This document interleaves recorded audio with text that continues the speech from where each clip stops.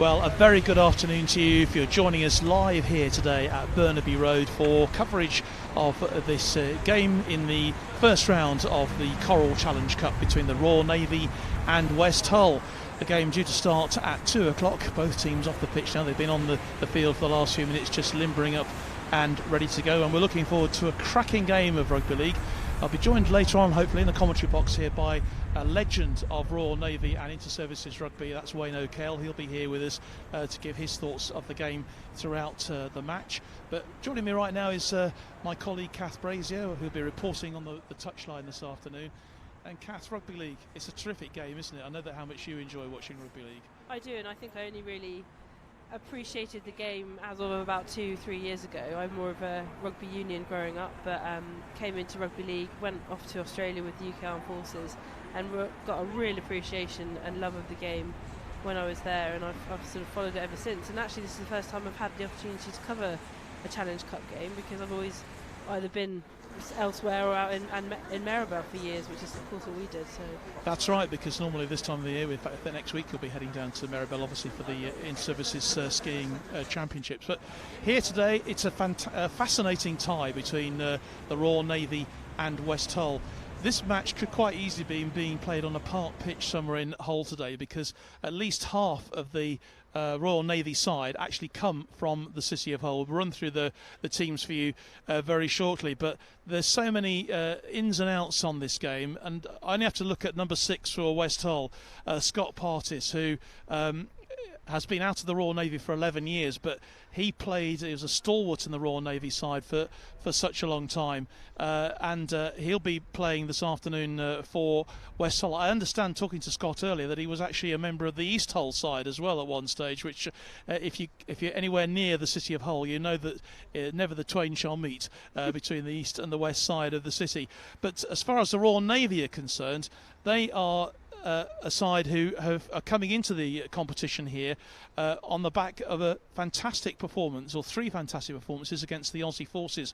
And I know you watched a couple of those games, Kath, didn't you? When it's the first time in 7 years that the Royal Navy have actually beaten anyone from the Australians, which is a terrific effort. Yeah, and again, you know, that brutality that I mentioned earlier, that I've sort of newly come into rugby league, and really that fight between the 3 games between the Aussie forces and the Navy was, well, something else. And I've covered one of the games here, a dreary sort of night in November, and of course it was all to celebrate the armistice as well, so there was another reason for it. But yeah, and I understand from Steve that a couple of injuries were picked up in that November series, and hence we're missing a few players today. Yes, I mean virtually a whole team, to be honest, from the Royal Navy. I think certainly on Wednesday there were 14 possible first-team players who could have been picked for this team who are unavailable. They're either on operational commitments or they are injured. But let's look down that Royal Navy side, because, as I say, there's so many Hull connections here. Luke Cooper at number 1, Lloyd Williamson number 2. He is from Skirler on the east side of Hull, leading hand based at he's actually based at an RAF station at RAF Marham. He's wearing number 2. Luke Cooper, as I say, number 1. He's actually a former West Hull player. He's from the West Hull side, and he's the vice captain of the team today. Steve Riley, who assures me he's not from Hull or even from Yorkshire. He's at number 3 today. One of the most experienced men in the side at Royal Marine Commando 4-5 Commando. Number 5 for the Navy is Josh Copeland from HMS Sultan, another Hullite. He's from Heddon over on the east side of the city, wearing number 4 today for the Navy. Gavin Duffy from HMS Drake in Plymouth. It's his first year in the side, and he comes from Newcastle, another northerner, but obviously not necessarily from that hotbed of the game in rugby league. John Clay at number 6, Lennox Green number 7. Now he is halfback, Royal Marine Commando, and another former West Hull player, very exciting player according to Steve Lockton, wearing number 7. At 8, Danny Johnson, 5 years in the Navy. He's a submariner, and another West Hull former player. Won everything to under 18s level alongside this important for the Navy this afternoon. Danny Heaton at number 9, Dutchy Holland at number 10, Nathan Lee, very important role obviously for the Navy this afternoon. He'll be wearing number 11 with Louis McKenna, 40 Commando Royal Marines. Again, another Hullite on the second row, and Jack Basher wearing number 13. A few of these players, Kath, you might be familiar with from the match against the Australians. Yeah, a few definitely, and Josh Copeland had a great cracking few games against the Australians, and Luke Cooper there at the top of your list, number 1. He had a really, really good summer out in Australia when the UK Armed Forces went out. But like you said, I mean, I recognise a few of the names, but there are a lot more that I know of that aren't on that list due to injury and being unavailable, I suppose. Yeah, some really crucial players, but I know from Lockie that all the players out here today are going to give their all for the Royal Navy against what is an extraordinarily strong West Hull side. This is their first match of the season, though. They haven't played a competitive game yet so far this year. October was the last time they all went out on the pitch together, so maybe they'll be a bit rusty. The RAF or the Navy or either have got obviously the home advantage here you might today. Be grabbing at straws there, John, but we'll see. Let's just see. Harry Tyson Wilson will be their fullback. Extraordinary record does Harry. One of the two Tyson Wilson brothers, although his brother Robert, Bobby is number 10. Yeah, he's also in the side today. Fullback, great passer of the ball, great kicking game, reads the game very well. His brother Bobby at number 10 today. He's a prop forward, son of the former Hull FC and Hunslet player Rob Wilson. Looking down the list as well for the side for West Hull, Luke Moss at number 2. Josh Nicklin will be wearing number 3 today. Number 4 for them is going to be Jack Lazenby. At number 5 for West Hull is Jamie Lee. Number 6, now this is a man that I've already mentioned, Scott Partis. He's got flowing locks these days. I think they're tied into a ponytail this afternoon. But I don't remember him many a time playing for the Royal Navy here at Burnaby Road. Be looking forward to seeing how he would be playing. He's standoff, the eldest statesman of the side, 35 years old. And well, obviously he's going to really enjoy himself today, I think. At number 7, Ian Kerman. At number 8 is Lee Cater, 36 years young. Number 9 is Scott Spavin. And number 10, Bobby Tyson Wilson, as we've mentioned. Wearing number 11 today, Nathan Powley, hooker prop. Not your typical prop, apparently, but he'll take the team forward just as well, according to his manager. Ben Arbon wearing number 12 today. And number 13, and the captain for the side from West Hull, Ryan Steen. And as you can see, the players coming out onto the field now for the start of this game. It's going to be a cracker. And know wherever you're joining us this afternoon throughout the Forces world, and indeed, if you're watching us maybe on a big screen at West Hull today.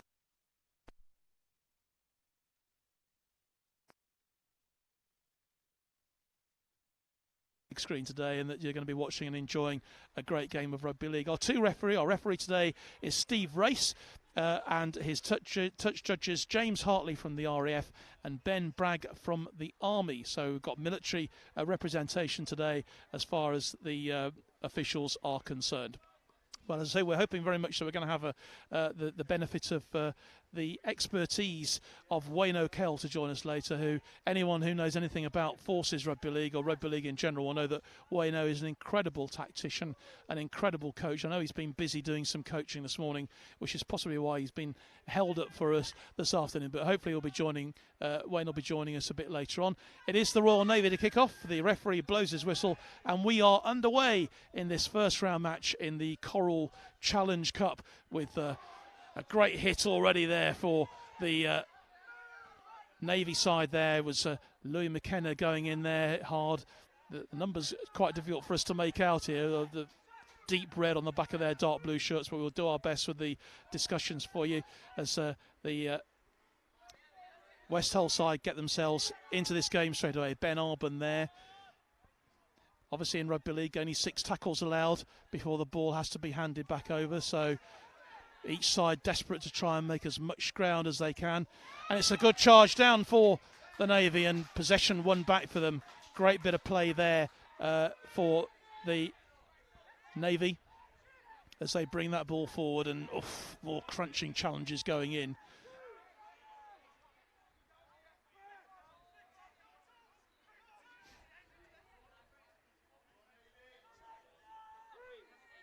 Yep.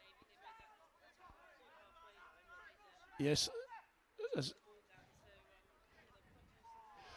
Dutchy Holland there driving in as the West Hull organising their defence here.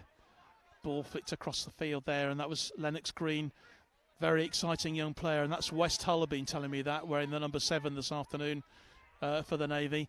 And it's good early start, this good possession. They made a really good start on this game, and they've got the ball. There's a chance for a try, but I think the referee's brought it back. I think there was a knock on there, but good encouraging signs, Kath, for the Navy early doors.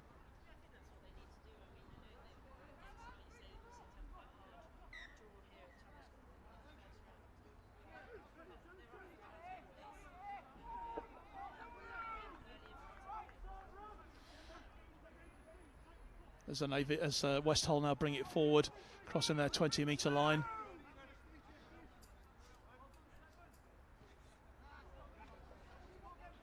Wonderful surge forward, but good tackling. Good start for the Navy here. Partis. And he finds Kerman. Partis again, acting half back there.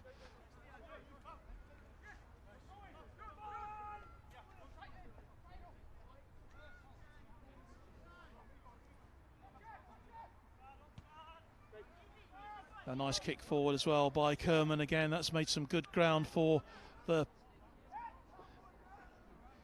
Lennox Green. Picks it up, and he will take it into the 20.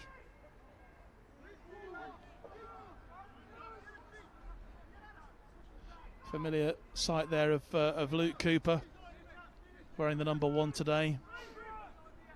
And I think one thing that West Hull will find out very quickly is how well organised Steve Lockton has got his team organised.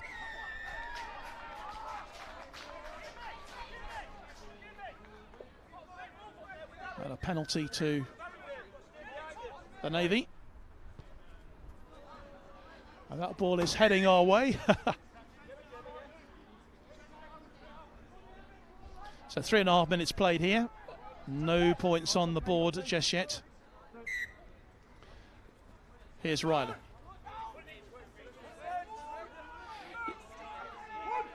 Yes, we should tell the viewers that we had a right old storm here about half an hour before kickoff, lashing rain across the pitch. But I'm pleased to tell you it's a bright day here, chilly day here in Portsmouth, that's ideal for a great game of rugby. West Hull, of course, with such a remarkable record in virtually every level of the game they've ever played, and that includes the Challenge Cup. They were the first team ever to make it through to the 5th round. I'm sure a lot of West Hull fans remember a terrific night in Hull back in 1996. Just break off because it's a lovely move forward for Green. Ball not forward, there was offside. The referee agrees, and so another chance for the Navy. They've got 6 tackles, of course, now. They can really make some ground here. Just saying, a terrific night back in 1996 at the Boulevard in Hull when West Hull defeated York by 10 points to 4 to be the first amateur team ever to make it to the 5th round of the Cup. And I have it on very good authority that the entire York Board of Directors resigned after that game in embarrassment.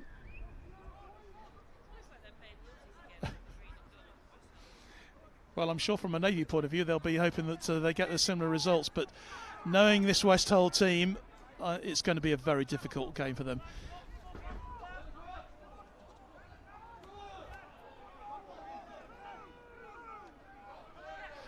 Well, Kath, thanks so much for joining us. I know you're going to resume your touchline duties, and it's a great pleasure, who's literally just arrived here, to welcome Wayne O'Kell to the commentary box. Wayne, I'll just shake your hand and say welcome along. It's great to have you with us today.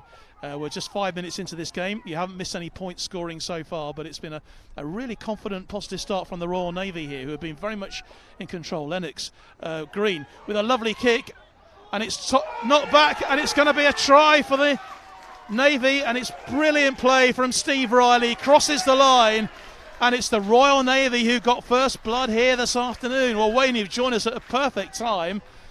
You've seen a very positive start from the Royal Navy, and it's Steve Riley who's crossed over, one of, I'm sure, a player who you've got a lot of time for from your past connections with the Navy. Absolutely, really nice to see him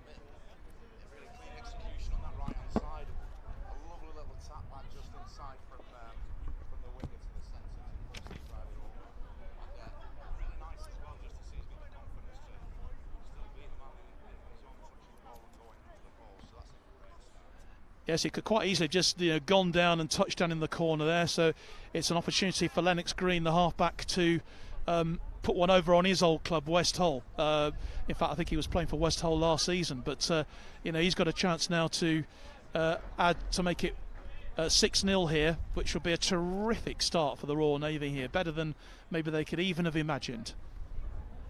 Let's just see what this is like for execution on this one. There we go. No 6 mistake. Points.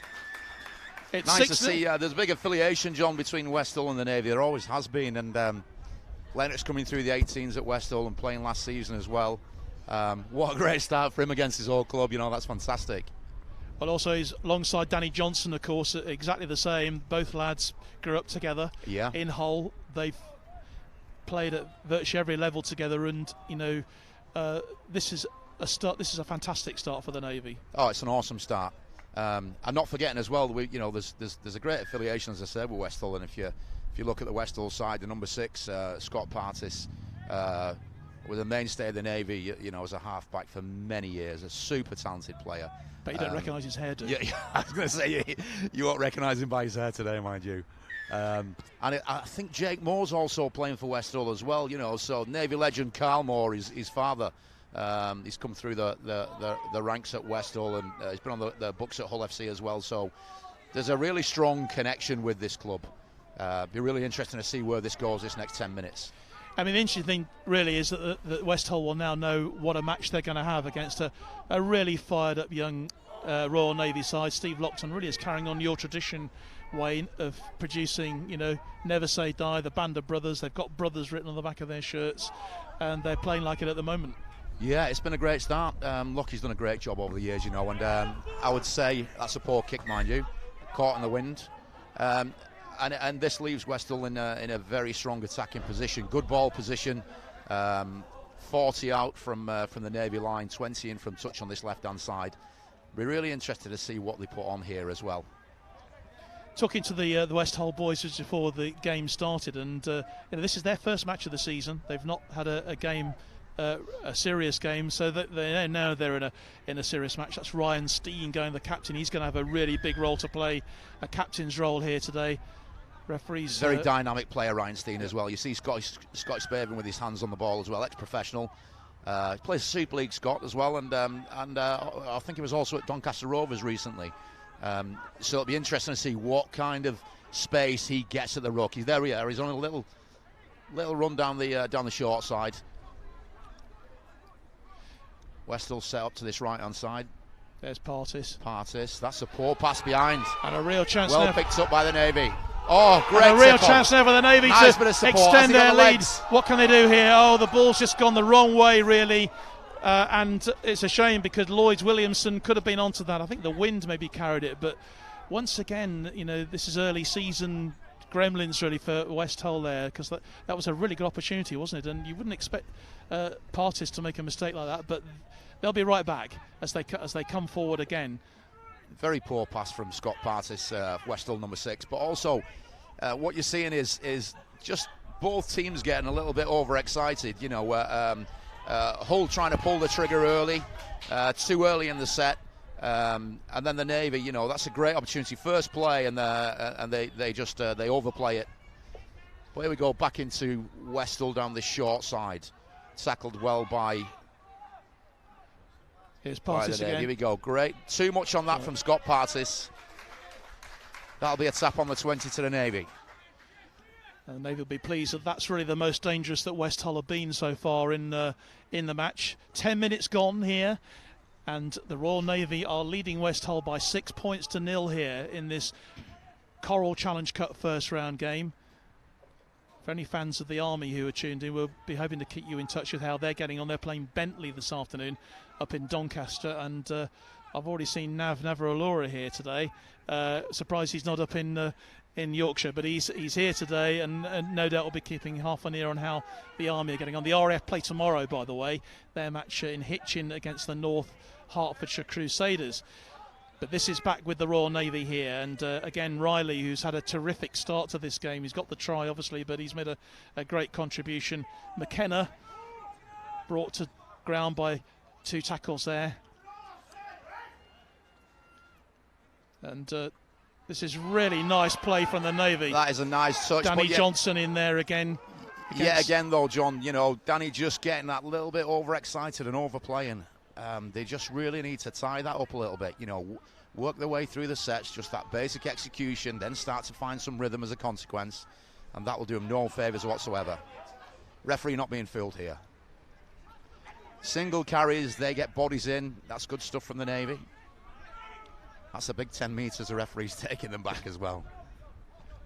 Yeah, they had to be back, obviously, to avoid an offside decision against them for the tackles. Ryan Wilson looks good for just come on for Westall. He's got a nice bit of footwork for a big fella. You know, lovely little spin.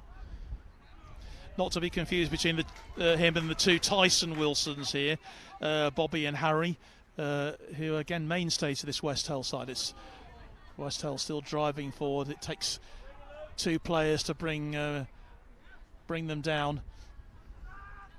It's a nice kick forward there by Kerben, right, and who's on the end of it. There's brilliant bit of play, brilliant play from the Navy there, and they now have the ball back. And we really need the back three to take some pressure off here, and they're doing just that. That's a good 20 metres. What a great return.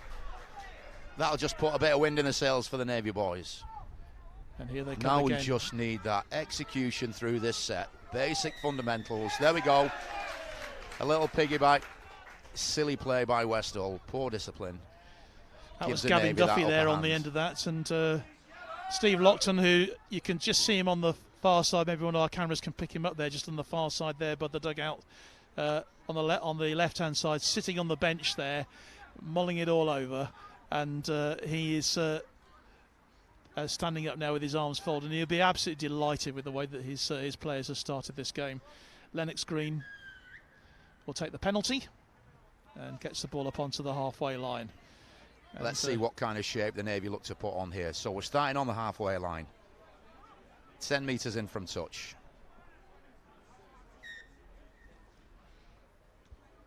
Footwork at the line required. That's looks Riley very again. static. Slow play the ball. Single runners. This is easy for Westall. Easy stuff. Just going through the motions.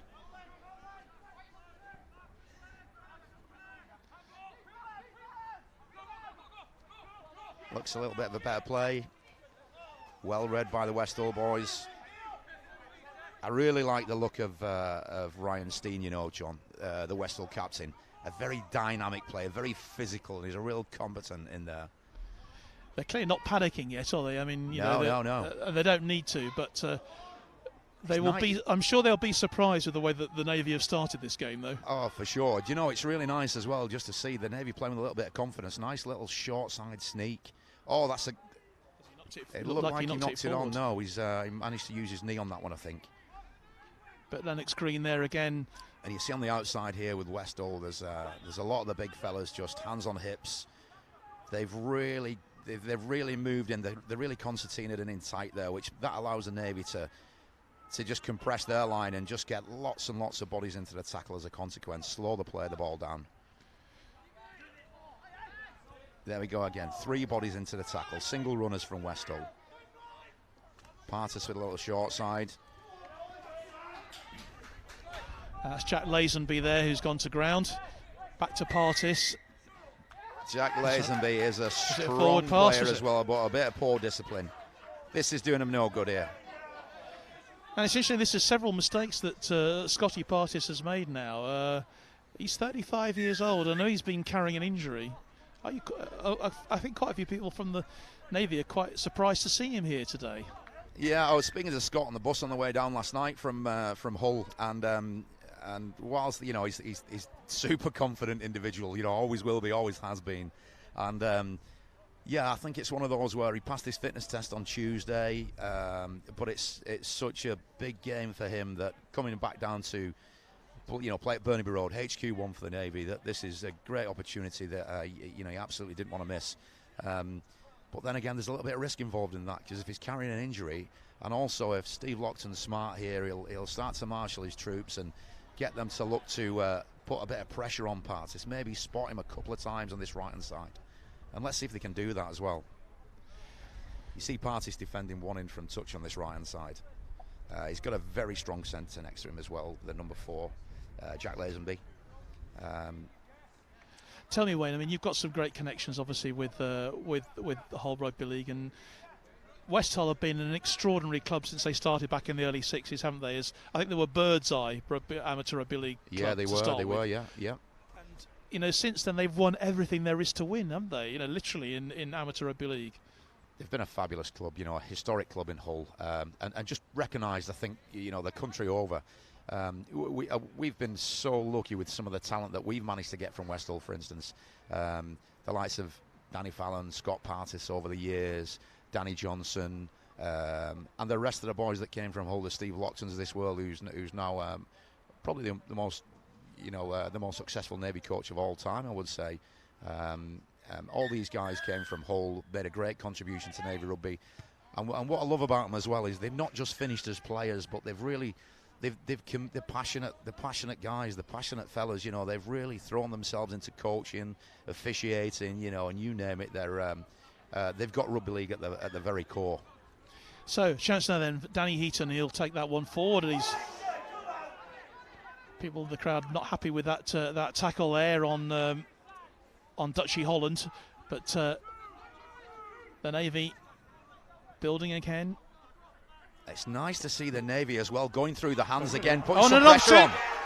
And surely they're going in for the second try, and they are. That is a great try, John. That is a great try. That was fantastic. In fact, no, it's not. It's not a try. The referee's brought it back. That's a tap to West Hull on the 20. Navy need to really re-brigade themselves here. Well, we were getting very excited here in the commentary box then. A second Royal Navy try. It's how they respond to it as well, and this is not good, it's almost like the panic bit of defence here by the Navy. They give away a penalty away as well. This is allowing West Hull to go the full length of the field. 35 metres out on this left-hand side.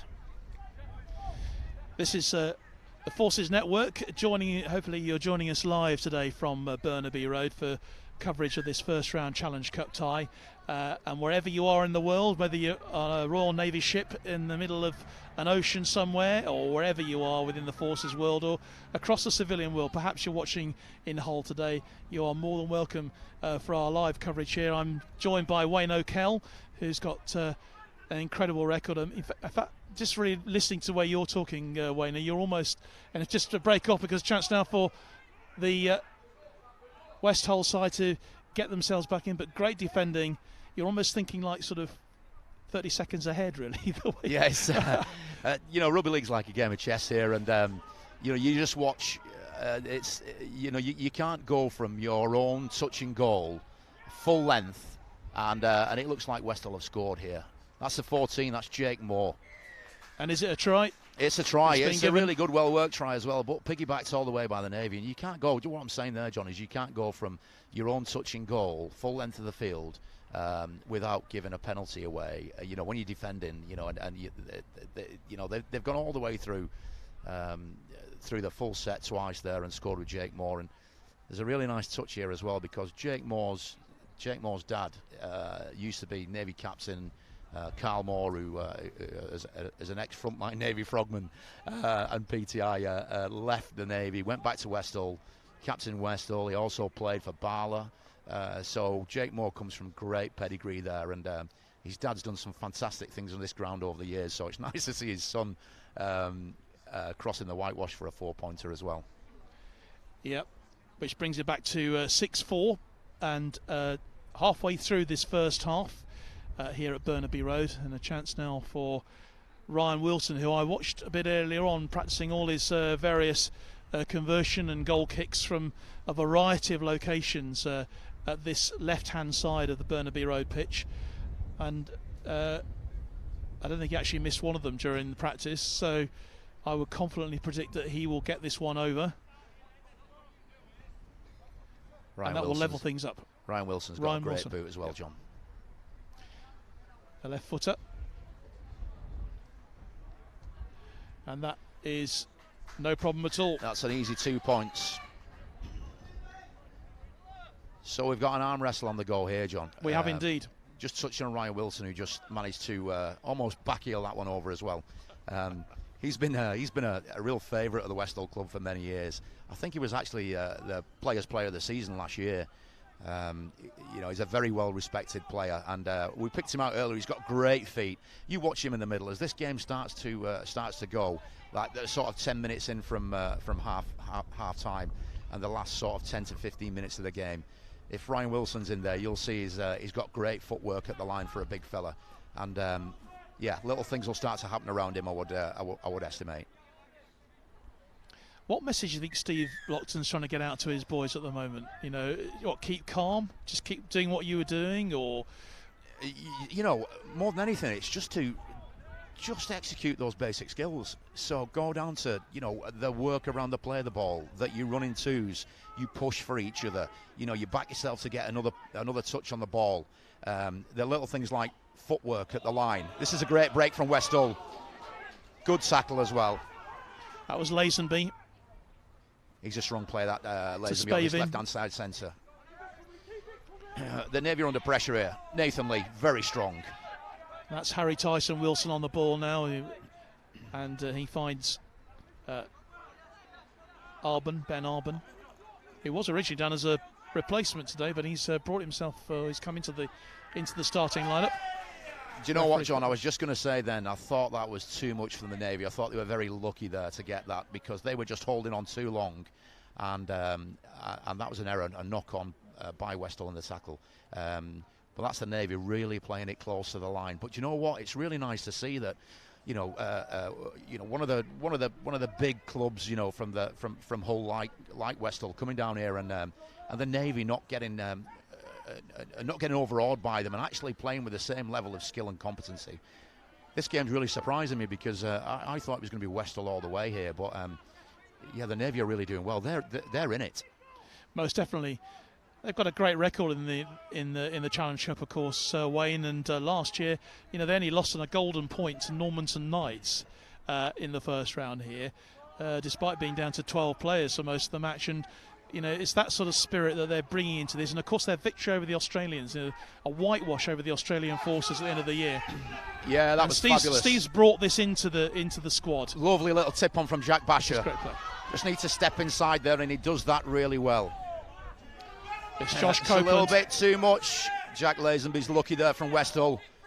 Steve Riley, old head. That's not a bad kick. It keeps them penned into that side. They just need to compress up on the outside and put these runners. That's a great tackle. Put these runners under pressure. It was on the sixth tackle, so Riley had to kick there really to make as much ground as he could. Yeah, no choice really. Lee going in there, Jamie Lee.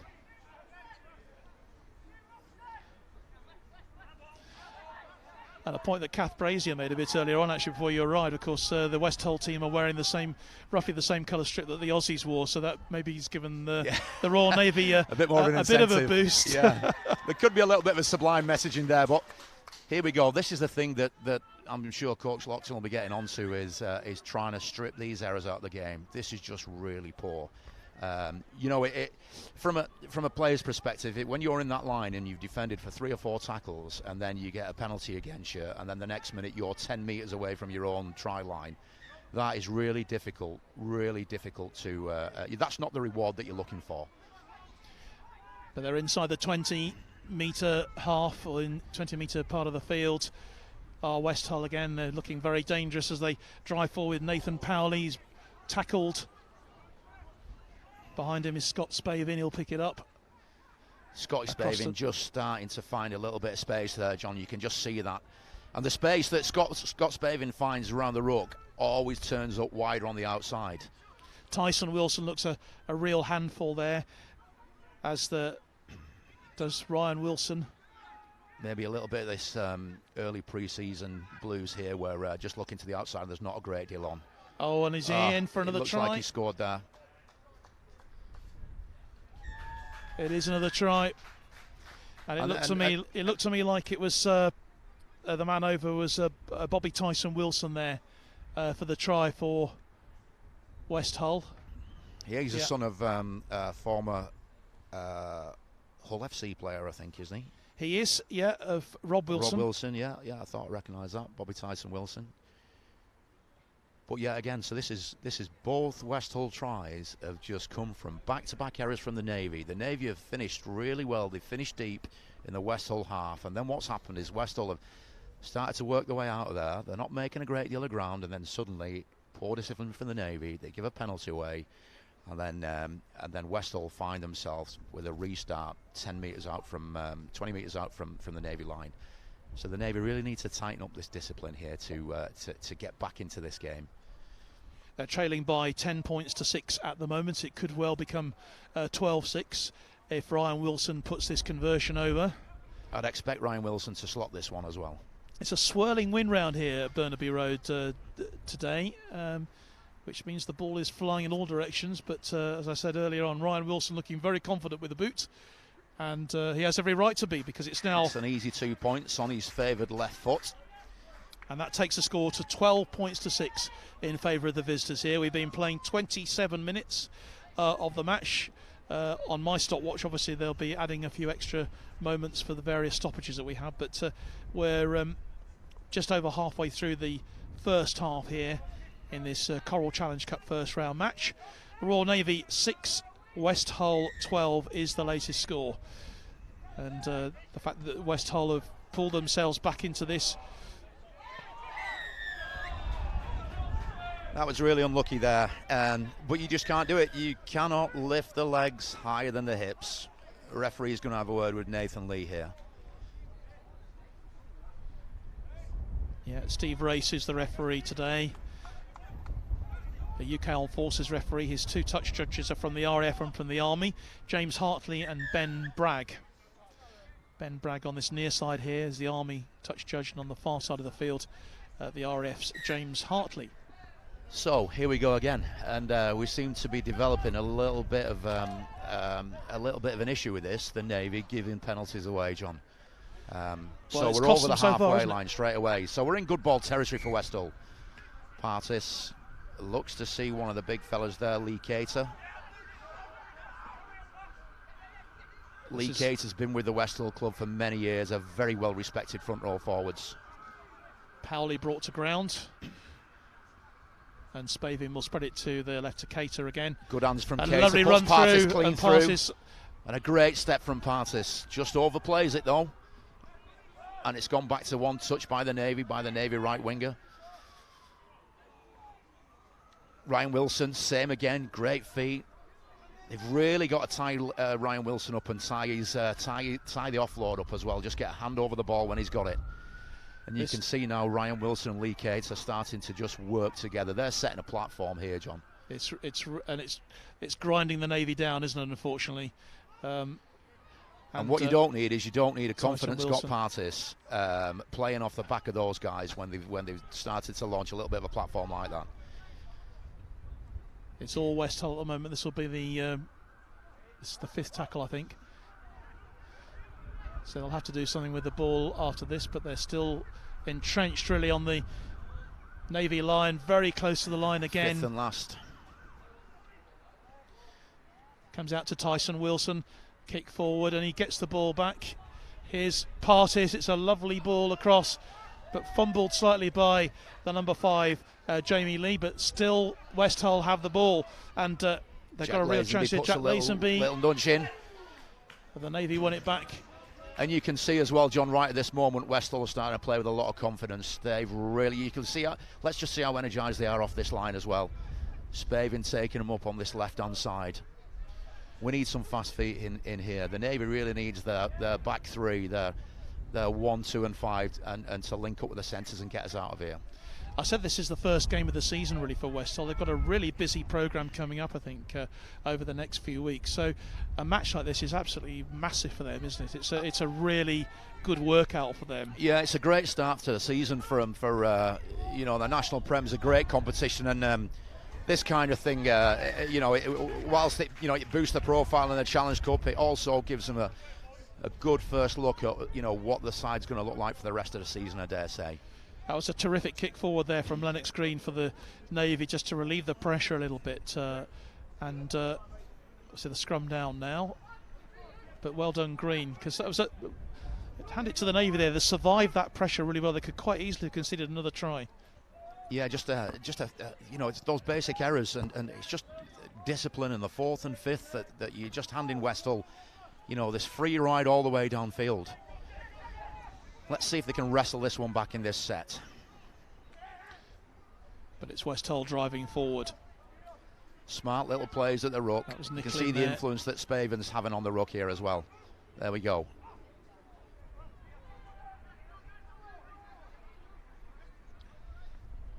You know, Scott Spaven's got a look at Cameron Smith as well, you know, the former Australian and Melbourne captain, Queensland superstar.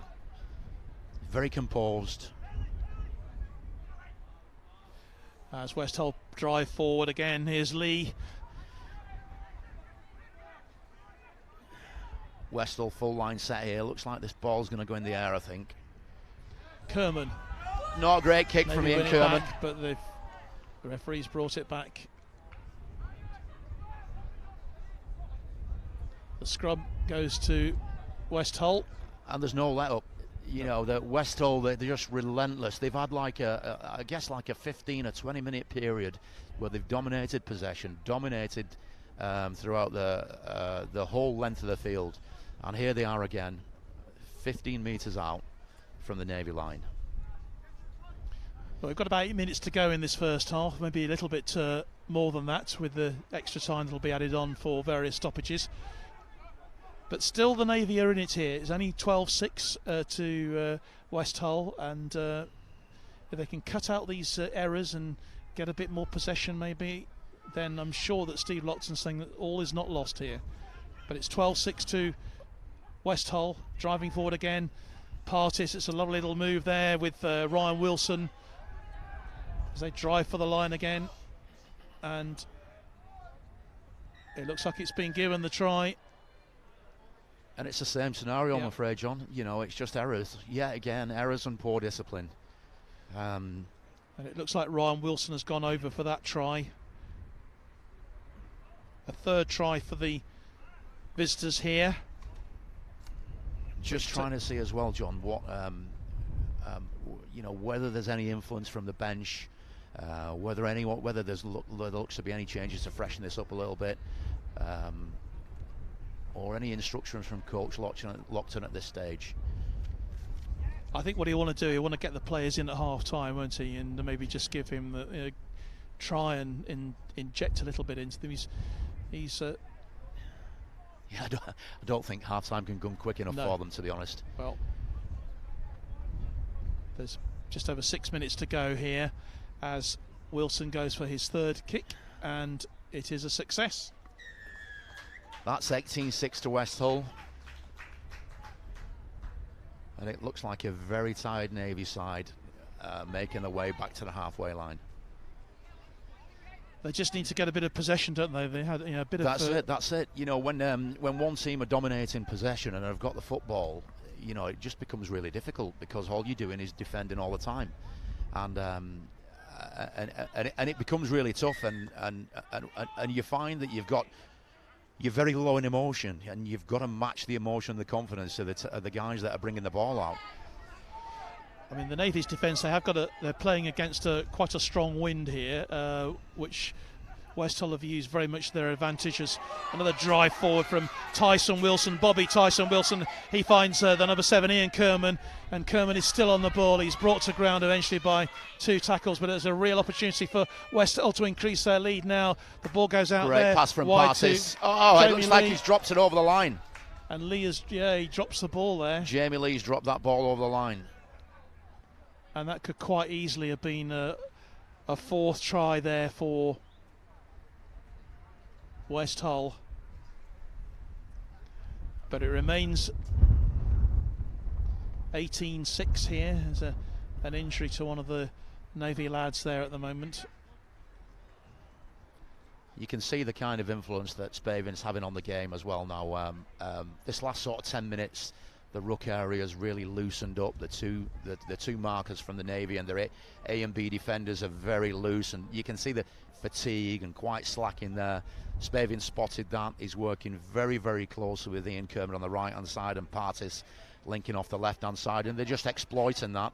And that's when you can then find all those holes, like the big runners like Bobby Tyson, Wilson, they just come on a good line, get a little tip on from one of the halves, and they're straight through. And Westall, you see this green and gold pouring through in numbers. You know, it's really nice to see the confidence that with which they're playing at, considering this is their first game of the season as well. Well done, Westall. Can the Navy bounce back? Well, obviously, you know, we certainly hope so, because it would be great to make a real fight of this in the second half. And it looks to me it's the number 13. Is that Jack Basher? It's Jack Basher who's down, yeah, and it looks like he's going to have to leave the field here. Looks like Jack Basher's leaving the field. That'll be a shame. One of the strike weapons for the Navy, Jack Basher. Very strong, dynamic player. And it looks like he's holding his left arm. Whether that's his arm or his shoulder, we're not quite sure at this stage. No replacement coming on just at the moment, so maybe the Navy are hopeful that they'll get Jack back onto the pitch as soon as. But it's the Navy who drive it forward again, and they brought to ground by 3 tackles. See the confidence Westall are playing with here. Yeah. And the Navy really need a penalty to go for them. That was Lewis McKenna there, who's once again is brought to ground. That's the second tackle. Do you know, John, I think this is the hardest bit of the game. Being tackled in the sport of rugby league, you know, with the combative way that we tackle these days. And when you're on your own line and you're a single runner and you've got 3 or 4 fellas on you, it is really tough. That's why you've just got to be so well conditioned these days to play the game. And these guys know when to tackle, don't they? It's not a question absolutely. of strength in numbers. They know exactly when to go in for it. But this is good drive forward from the Navy here, relieving the pressure. Looks like the Navy have got a new half-back on as well. Yeah, and that is Tunibuana. Ball caught in the wind. Mika Tunibuana has come on as a replacement at number 14 for the Navy. Confident catch from young Jack Lee as well from Westall on that difficult kick which hung in the wind. He's only a young fella, you know, but the one thing I like about Jack is he's an absolutely fearless competitor. I'd like to watch him closely this next couple of years, and he looks very, very physical and very well conditioned as well. I think he's got a very, very bright future in the game. See the strong runners from Westall now. They are indeed. And this is starting to take its toll around the ruck area. It will be a dead ball once it'll go out, but it's still in play. Interesting as well to see. Look on the far side of the field, number 2 for Westall, Luke Moss. His nickname is Salmon, the Salmon, because he leaps so high apparently in the air. See, Westall have just got Josh Wood on as well, so unfortunately they're just ramping it up that little bit further. So Josh is a former Hull FC player, very, very talented individual. So you're taking Scott Spaven off, that's created chaos for the Navy and really dominated that ruck, and then you just put in this injection of pace. It's a great 1-for-1. You see how the wind played its part there as well. With. See, Jack Lazenby's very strong. He's still on his feet. He just needs to get bodies in the tackle here on him. And we're into the last minutes, in fact to the last few seconds of normal time. There will be some extra added, of course, by the independent timekeepers. As again, Jacob Moore goes forward, brought to ground by 2 more Navy tacklers. Lee Cater again. Big, strong, barnstorming prop forward. Out to Partis. That's a nice little tip on. That is just an easy play for Jack Lazenby again to score. And what you're seeing now is you're seeing fatigue setting in for the Navy. The last 10 minutes, some changes to key personnel, and then look what happens. Back to back, little disciplinary issues or little errors from the Navy, and Westall taking advantage of those. Scott Partis pulling the trigger. I think it's easy to criticise the Navy, I suppose, Wayne, but I mean, all credit to this West Hull side. They have absolutely dominated this match, and you know they totally deserve to be where they are. But all credit to the Navy, they're still hanging on in there. Made a great start to the game. If that second try had been given, you know, it might have been a bit different. But at 22-6, going to be 24-6, and it's Partis who's going to actually take this kick this time. I'm sure he'd like to get his name on the score sheet, wouldn't he? Against his old employers. I have no doubt about that. And you know, this game, just with a couple of little errors, this game could have absolutely tipped the opposite way if they'd have gone in favour of the Navy, you know, in that first sort of 15-20 minutes. But it's a very cruel game, and you see the balance of power shift, and yeah, and it's how the Navy caught with this second 40. Over to Scott Partis. Well, he just about made it. Slips and still scored. Yeah. Left peg, 4-iron, straight over. Which takes the score now to 24-6 in favour of the visitors here, West Hull. And we are very much now into added time at the end of this first half. And morale's looking quite low in the Navy ranks here. They just need just something to go for them, I guess. Well, I'm sure Steve Lockton will do what he can to get that morale back up. And who knows, an early try in the second half might just give the momentum back to the Navy. Is there any danger, you think, of complacency on the side of part of West Hull? Oh, I think there's every danger of that. You know, all you need is a little bit of overconfidence, and the great thing is, you know, that the half-time period can come. You know, there are a good number of scores ahead, and that can actually, you know, start that overconfidence just to creep in. And all the Navy need to start the second half is a little opportunity, something to go their way. But that's a fantastic run from Tyson Wilson, and he's going to take Partis is going to score, and he has done. Well, he'll be delighted about that. Well, we talk about running in numbers, John, you know, and that's a great example of that. Scott Partis, Harry Tyson Wilson hitting a great line near the ruck off Josh Wood. Scott Partis trailing Harry Tyson Wilson, just expecting another touch on the football, and you know what, he got it. They get a 2-on-1 with the full-back, turn it back on the inside, and Partis unfortunately scores more points against his old employer. It was a terrific try from West Hull. Their 5th try of the game, and they really are in total control here now. 28-6 is the score at the moment, and Partis is going to take this as well. Will this be his Partis shot? Possibly not. Possibly not. Not until Ryan Wilson gets back on anyway. But Partis, and it looks like it's on his favoured left peg as well. I bet he doesn't slip over this time.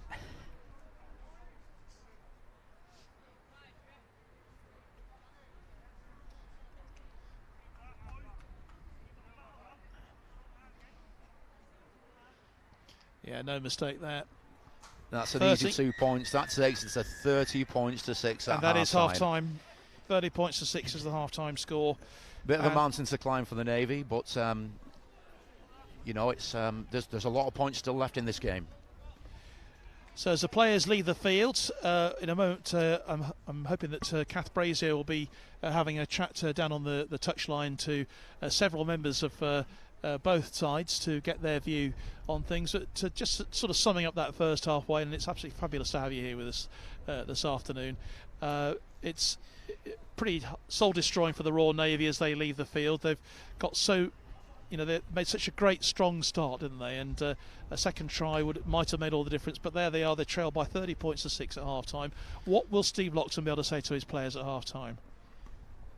Do you know, I think more than anything, well, first of all, it's really nice to be here as well. So thanks for the invite, John. It's great to be back here. You know, Challenge Cup Rugby League on a Saturday at HQ1. You know, there's no better place to be, especially when you've got northern teams coming down and visiting. Yeah, I think Coach Lockton will he'll just look at, you know, carrying the ball forward, doing the basics, securing the ball, you know, being patient. It's as simple as that. The game is won and lost with being patient and carrying out those fundamentals, pushing for each other in twos. That's the thing that'll get them back in the game. It really will. They're strong enough in defence. They've got the know-how. Young Lennox just linking really well to hit some of those forwards just outside of that 1 and 2's play, and the Navy could really forge their way back in early doors on this one. Wayne, great to have you with us as back obviously for the second half as the players come out. But we're going to go down to the touchline now and join Kath Brazier, who is down there by the side of the pitch, and hopefully she's got a few good guests to talk to. Okay, well, thanks to John and Wayne for some great first half commentary. I'm joined now by West Hull's assistant coach, Glyn Jones. Glyn, I know there was probably a slight aberration on their part in the first 5 minutes in letting the Navy in for that early try, but since then it's been pretty convincing from West Hull. Yeah, it was quite. I think we started off a little bit frustrated. We was trying a little bit too hard. The completion rate was down. The penalty count was up. As soon as we settled down, starting to hit our points now. We're starting to complete our sets, win the ruck, and we're starting to gradually take control of the game now. Yeah. And I suppose it's quite early in the season, so you haven't really necessarily got a formed team yet. So you're still trying a few things out. No, it's the first game of the season. I think we're playing 4 lads out of position today. We've got an hooker playing second row. We've got an halfback playing at hooker. We've got 2 debutants playing. We've got a lad coming up from the academy who was, even though we've been having 40, 45 training every week, and then we're struggling not struggling to put a team out, but struggling to get everyone in decent positions. It's a good run out, it's a good hit out, and the lads are showing up pretty well.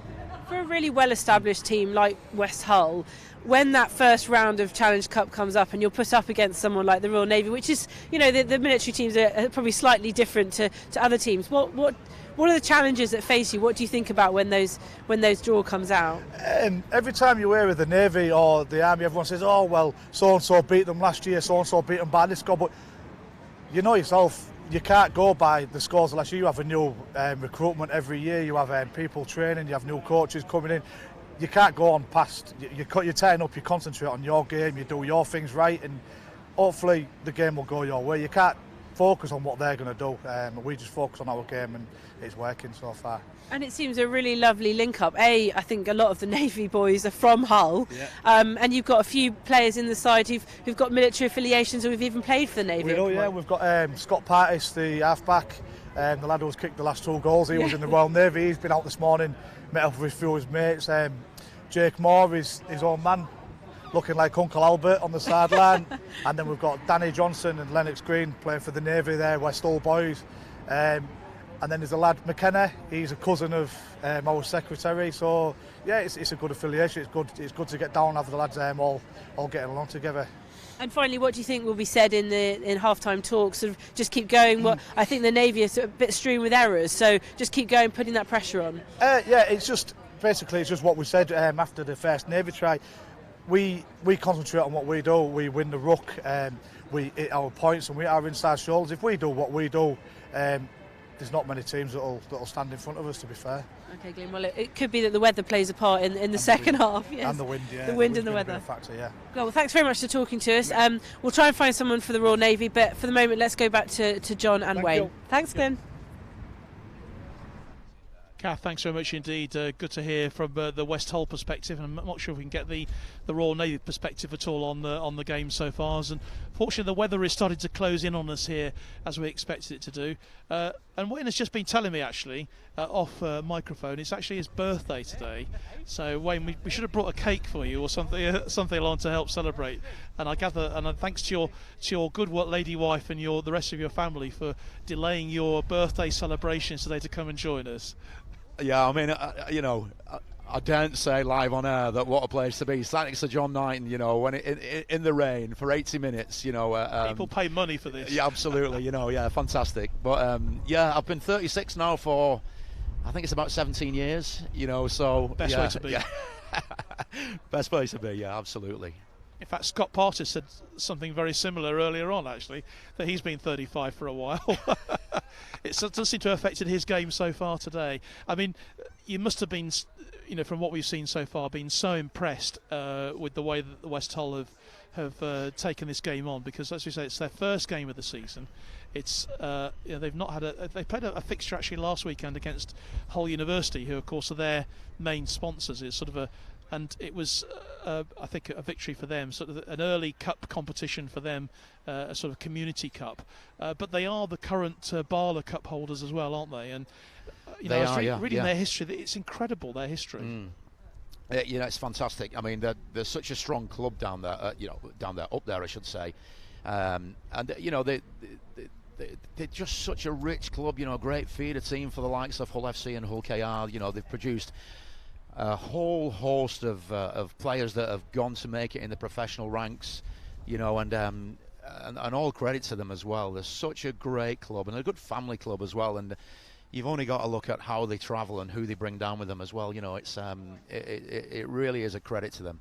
But also, it's worthwhile just thinking about the Navy as well, John, because the Navy's just produced some fantastic talent over the years.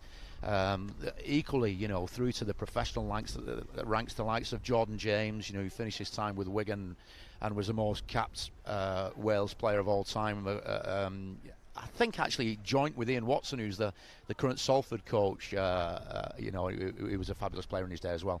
Ryan Hepworth, who played for Dewsbury Rams, Carl Moore, whose son who's playing today for West Hull. Indeed. Jake Moore, who captained the Navy, captained West Hull, and went on to play for Barla, and also Melvin Alker as well, from the Navy, who played for Great Britain Community Lions and was the captain of Wigan St Pat's for many years. And we also have to bear in mind that Royal Navy Rugby, in fact indeed Forces Rugby, is still, if you compare it with the rest of the amateur game, it's still very much in its infancy. I mean, a lot of them, heading towards 25 years of Forces Rugby League. I think the Navy, we're talking 21, 22 years. Yeah, absolutely. So, yeah. But you're building up your history as well. In fact, I really should just tell you that half-time news from Bentley, where the Army are playing Bentley from Doncaster today. 6-6 is the half-time score there. 6-8 to the Army. The Army, in fact, are just ahead in that game, which is terrific news. And as you can see, the score has just been flashed up on the screen for us as well by our director Sarah today. So fantastic to hear that the Army are ahead, and that was always going to be a difficult one, because I think the Army were very much seen as being the favourites to win that game against a Yorkshire League side. But similar, well, almost the opposite. Hull very much, the strong side expected to win here today. Yeah, absolutely. I mean, the Forces Rugby League, like you say, the Navy's been going for 21 years. 1997 when it all kicked off and official recognition was received and whatnot. And it's about building their own history, building the structures and the systems and the culture that they've got these days. And like the Navy, for instance, have had a fabulous few years under Coach Loxton.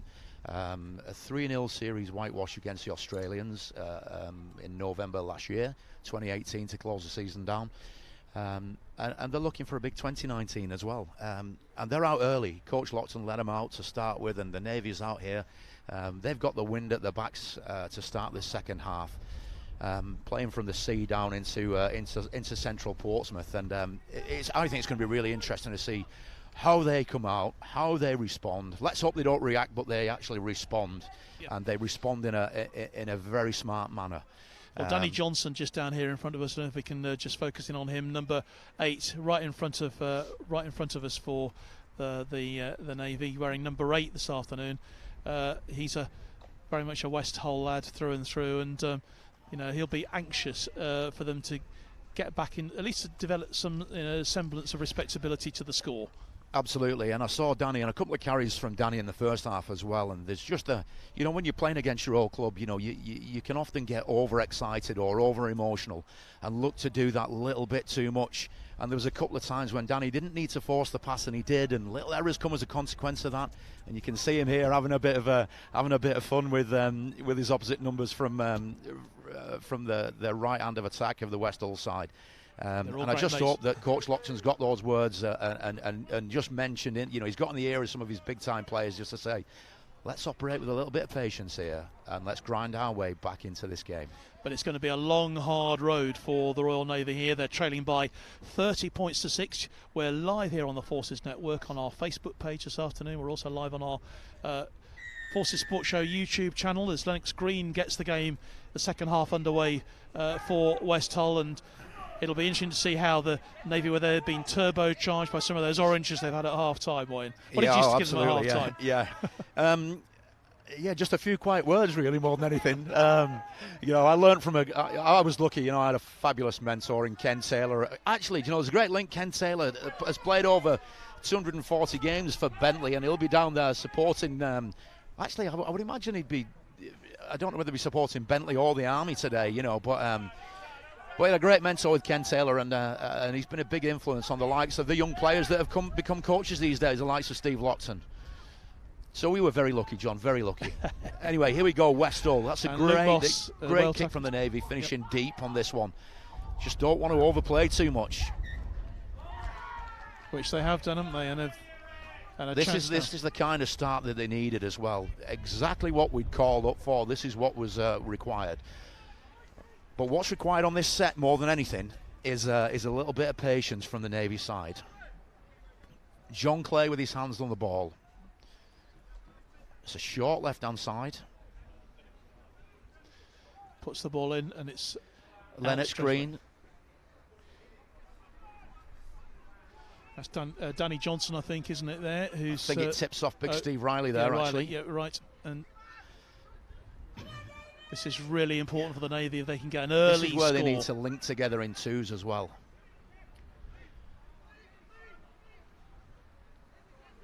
Nathan Lee is a strong man, very athletic, very dynamic. That is a steal. That is a great steal. There we go, John. Just what we wanted. Just what we wanted to start this second half. A hooker's absolute dream. Well done, the Navy.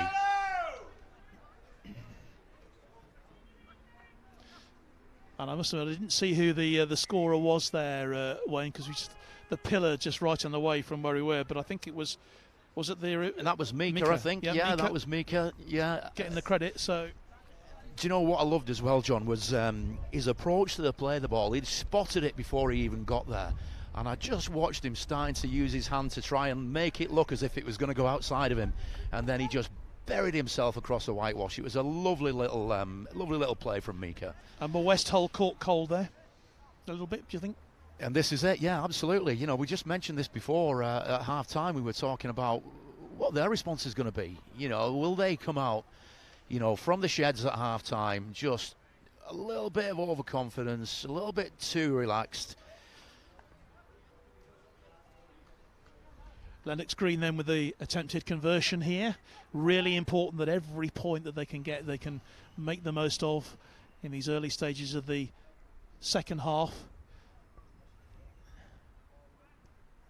And that's a great 2 points. Really good kick. And you can see the old stager there, John, as well, Steve Penberthy. Here's a great advert for anyone who wants to look after themselves through life. 63 years old, the Navy water carrier, and he looks like a man carved out of bronze. So 12 points now to the Royal Navy. They've still got a few more to make up though against the West Hull side here.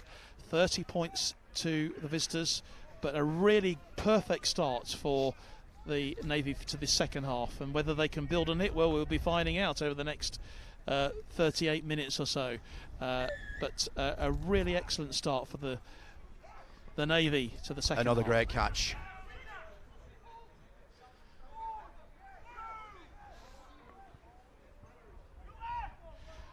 And once again, it's the Navy bringing the ball clear.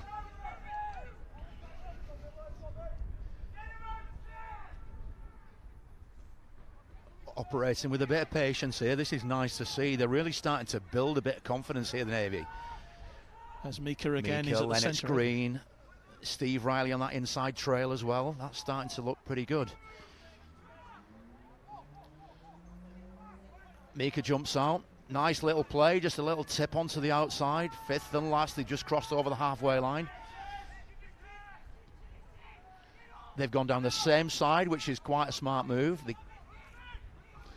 As Harry Tyson Wilson picks it up and across to the young number 2, Luke Moss, 17 years old.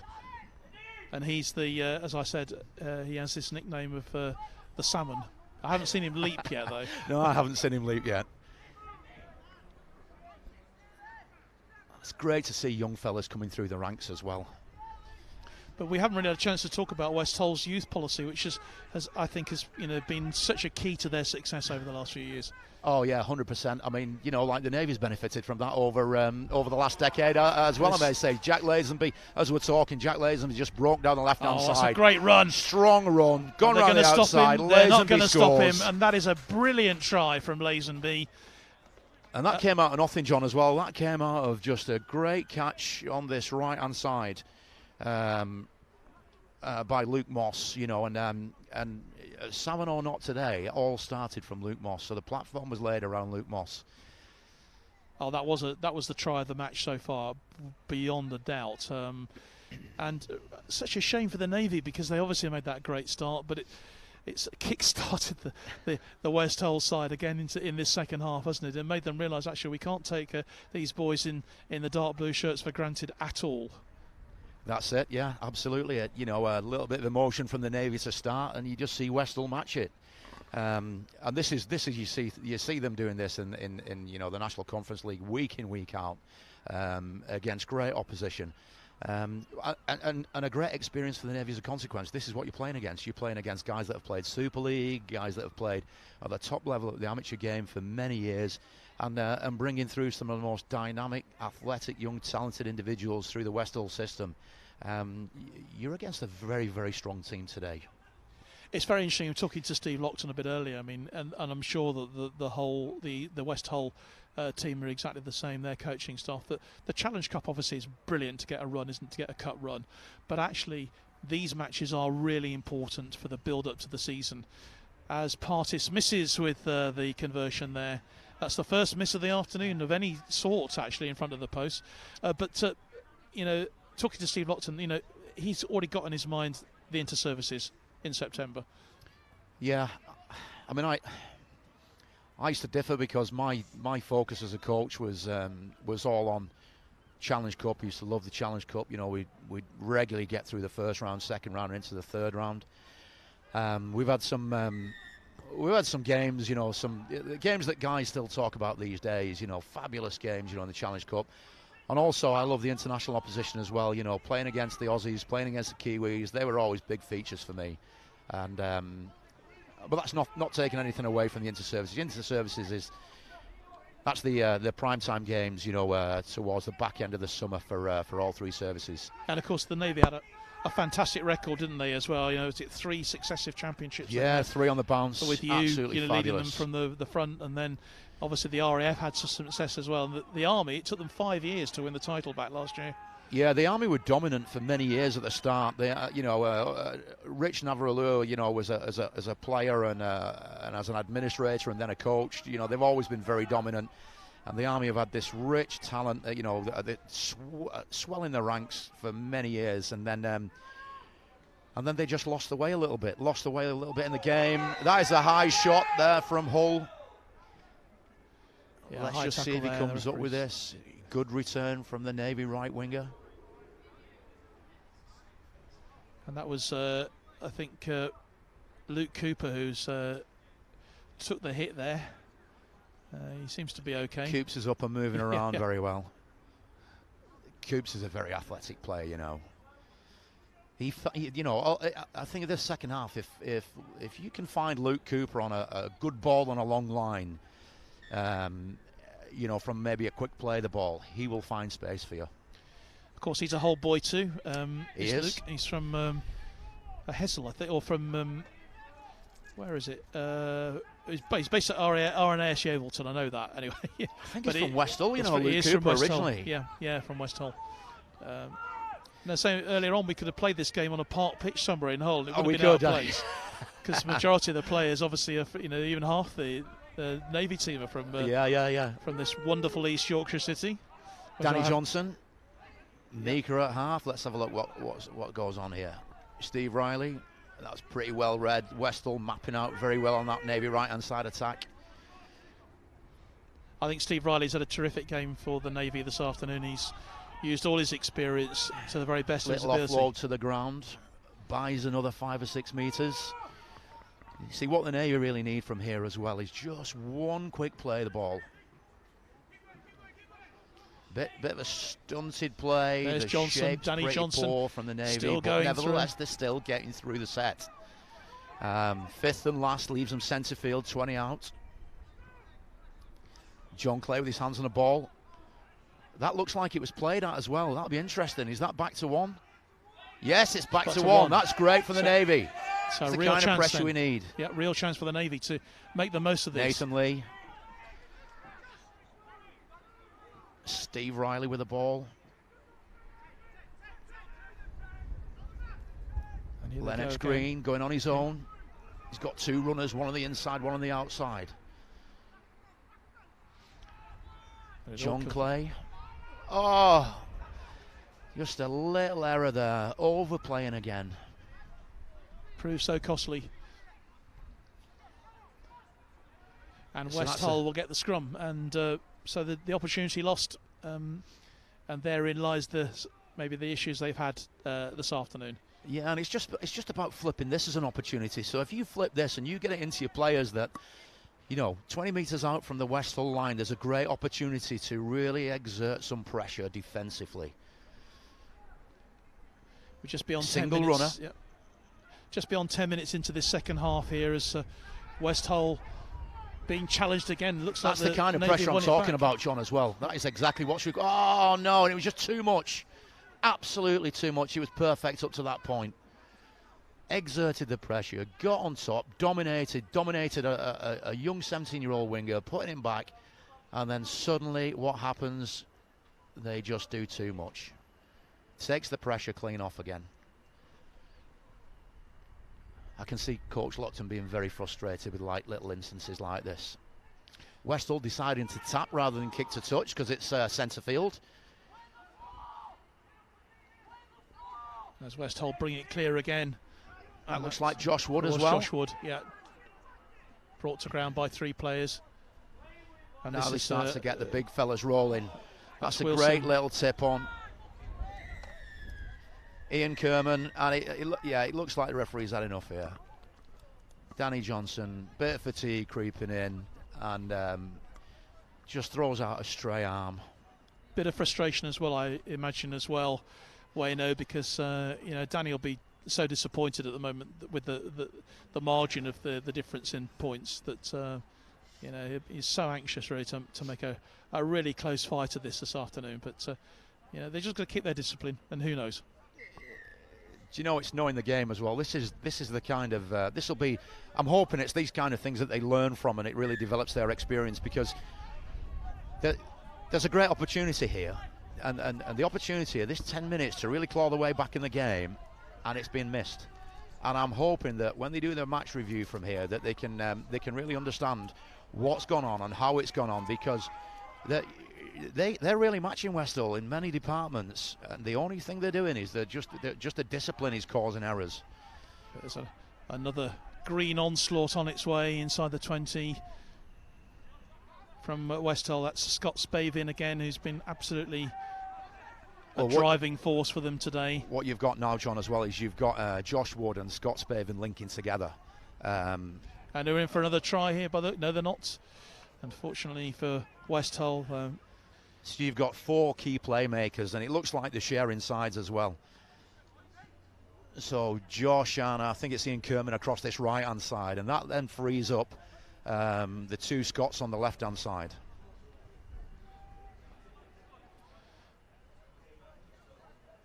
But Hull have got the put in here, and that'll be and it looks like John Clay. It actually looks like Scott Partis has gone for a rest here. So I'm wondering whether Scott Spavin come on. Scott Partis takes a seat on the bench, and whether that's the coach sending a signal out to say, "Job done. That's it. Let's close up shop. We get through this first round." That's a great shot there. What a tackle from Tyson Wilson. Very good. Bobby Tyson Wilson. The name Tyson sort of kind of just re-emphasises it, doesn't it? Yeah. Absolutely. The Navy trying to make some ground here, and this is the other Tyson Wilson. This is Harry, who's on the ball now. Footwork.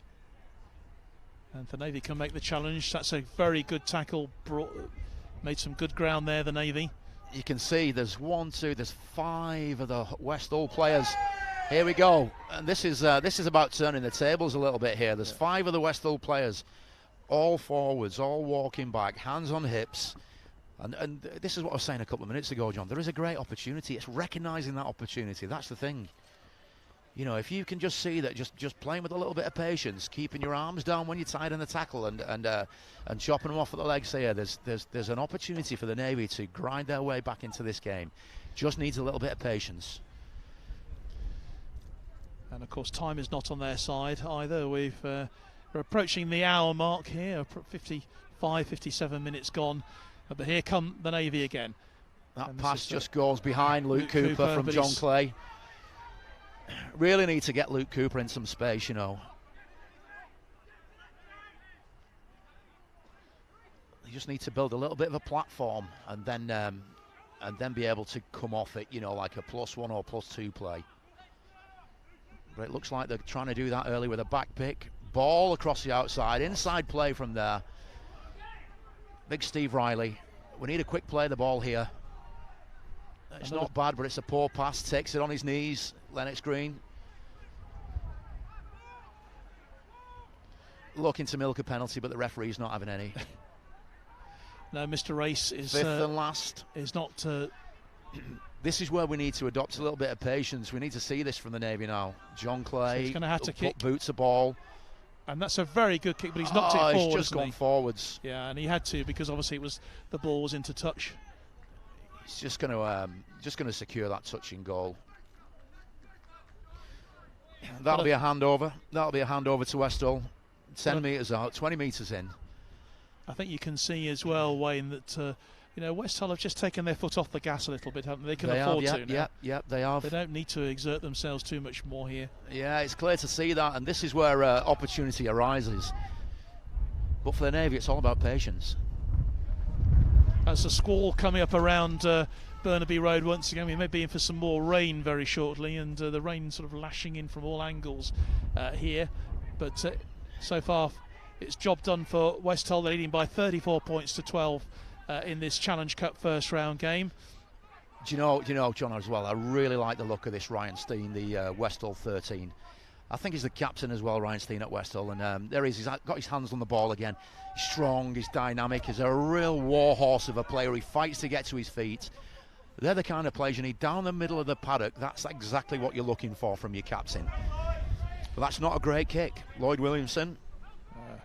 But look how many players are on him almost straight away. Luke Cooper getting the Navy out of yardage. Now that to me is a penalty, John.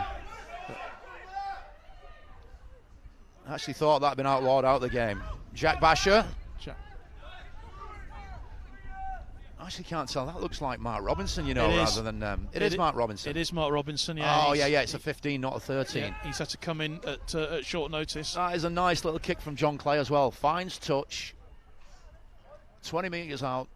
I mean, we're not making any excuses here, but the Navy, you know, 16 players unavailable for them today, who Steve might have been able to select for the team. And so, you know, all credit to them for the way they have battled on and carried on and continue to carry on until the end here. It's you know, it's interesting, is the back of their shirts it says the word brothers, and they really are playing like a band of brothers. I think they know that they're not going to win this game, but they're going to give it absolutely their all in the last 15, 20, 30 minutes to really try and put some respectability on the scoreboard. 12-34 they trail here to a dominant West Hull side.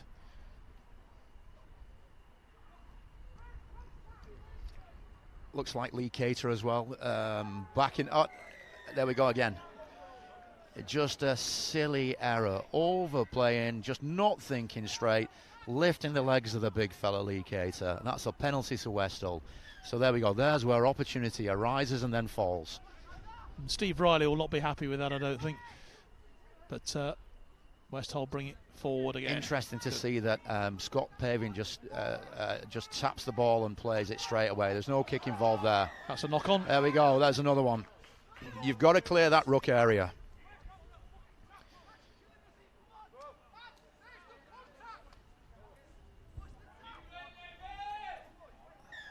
I can see a little bit of confidence arising from West Hull here. They're not even kicking it. They're just tapping and going once again. Well, they don't need to. They don't need to you know, taking the extra risk, do they? Josh Woods comes into acting half. He's looking and scanning all the time as well. And this we do not need to see. This is what we do not need to see. Just got a little bit out of control there. it looked like a friendly touch to start with, and I have to say that Jacob Moore just being separated from the team, and Steve Riley just getting in there just to calm everybody down. And so far, this game has been played in the best of spirits, and it will be a shame if it was spoiled now. Well, these are this is so frustrating. John Clay as well, he can see us half the size of young Jake Moore. Had to jump off an orange box to try and land a shot on him, and he missed him as well. But Jake Moore from Westall is a very, very tough kid, and you can see, I reckon Jake Moore will be straight up to take another carry into play here. But it's not the kind of thing that the game's tough enough as it is, and we don't need to see the biff in the game these days, And it's a red. Oh, well, there we go, red carded. I think it's a bit unfortunate. That is unfortunate. That's a real shame. And it was nice to see that interaction between the two players and it looks like John Clay's got 10 minutes as well. Yeah. So Clay gets a sin bin.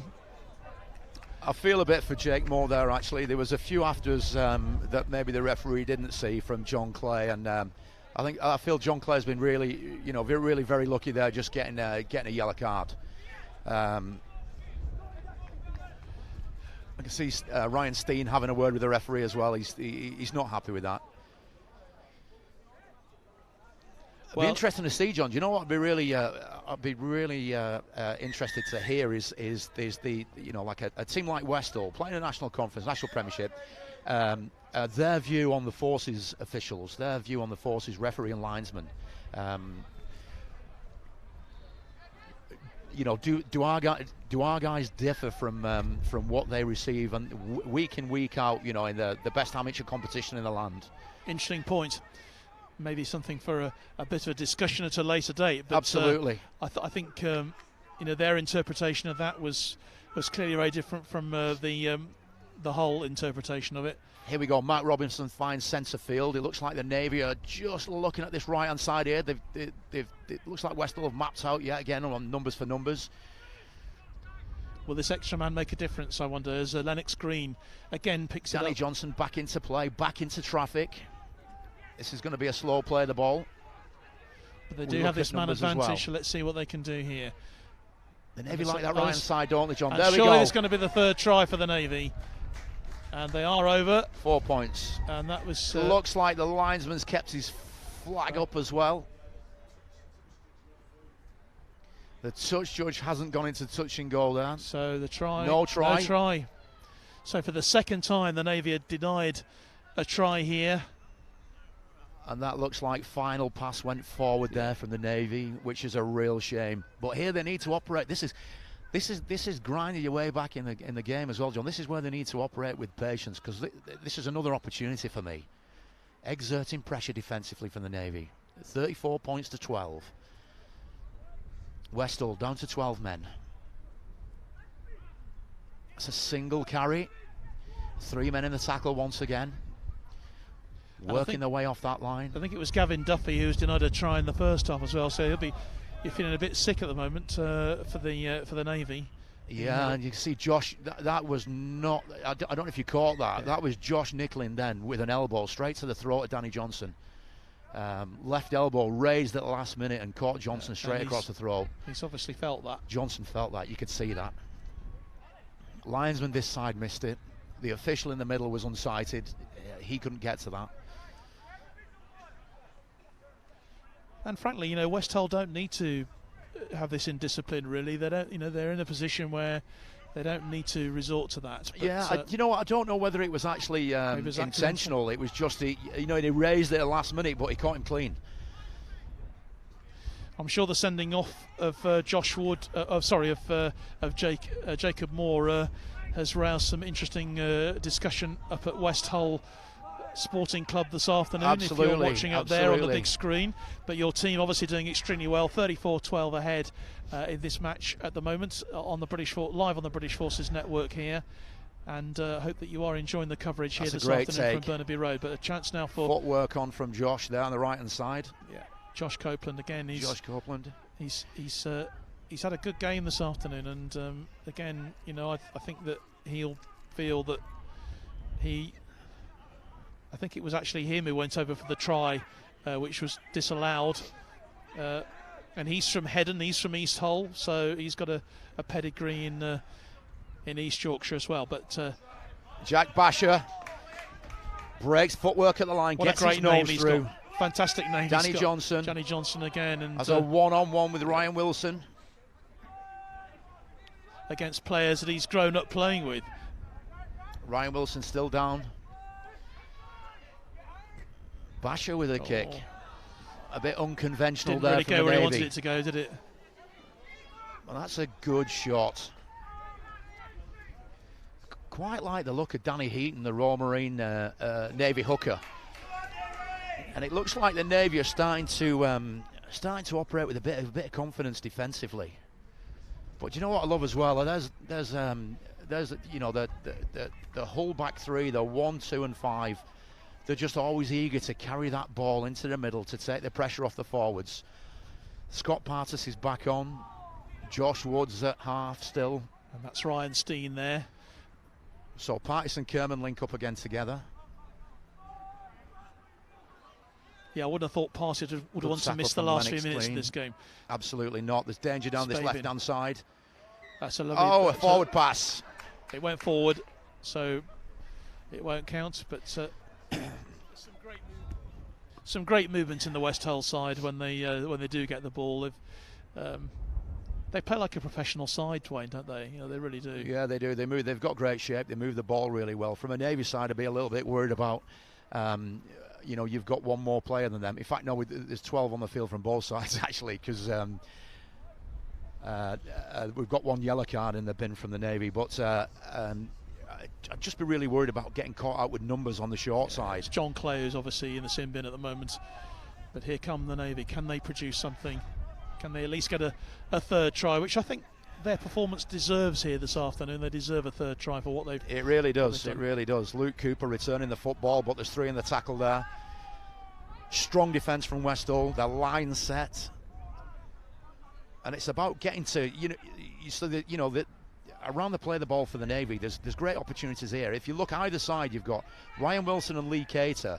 Being able to get to those two guys, one of them's not moving off the line very well, so be able to get to them, put footwork on them. But it's recognising that it's Ian Kerman and in fact it's the 2 Navy halfbacks that have got to spot that. Lennox Green, with the looking eyes up on that one. As Tyson Wilson's under that, he'll now bring it forward. And the kick goes straight to Harry Tyson Wilson. So he's not got to move for it, John, but his return's good. And Jamie Lever, there's an injury down here to one of the, looks like cramp to one of the Hull players. Lewis McKenna, another Royal Marine Commando. I think he's from 40 Commando, Lewis, from Hull. 7 years at West Hull, I believe, as well. As Ryan Wilson hobbles back into the game. Again, they're blowing quite hard. Some of the big forwards now, as you'd imagine, at these latter stages of the second half. In the gathering gloom here at Burnaby Road. I don't think we'll need the floodlights on this afternoon, but it's just as well this game did kick off at 2 o'clock. Moore goes in there. Out to Wood. Little punt down that. And he kicks the ball Navy forward. right hand side from Scott Spavin. He's got to get this out of his own touch and goal. Luke Cooper working hard on this. He's not going to get it. So that's a drop out under the post for the Navy. Great finish by West Hull. Finishing deep. Navy under pressure. Can't get back over the try line.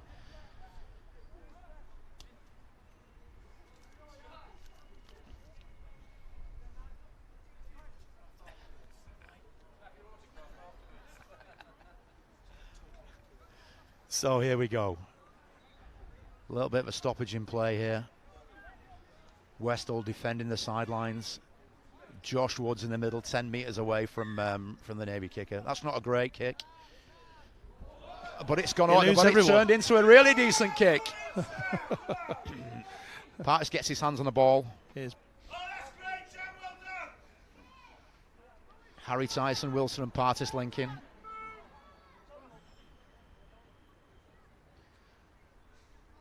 I say, would you recognise Scott Partis with that long hair? No, I wouldn't actually. I wouldn't mind taking taking a razor to him, actually, just giving him a number one all over just for his journey back up the M1. What, just for old time's sake? Absolutely. At West Hull, they've ground this one out again, haven't they? And Lee Cater. Brilliant drive forward from Cater. And he's offloaded as well. To Wood. There seems to be some opportunities down that left-hand side for West Hull. Navy just needs to be smart here. They can hold out here. Spavin. Across to Ryan Steen.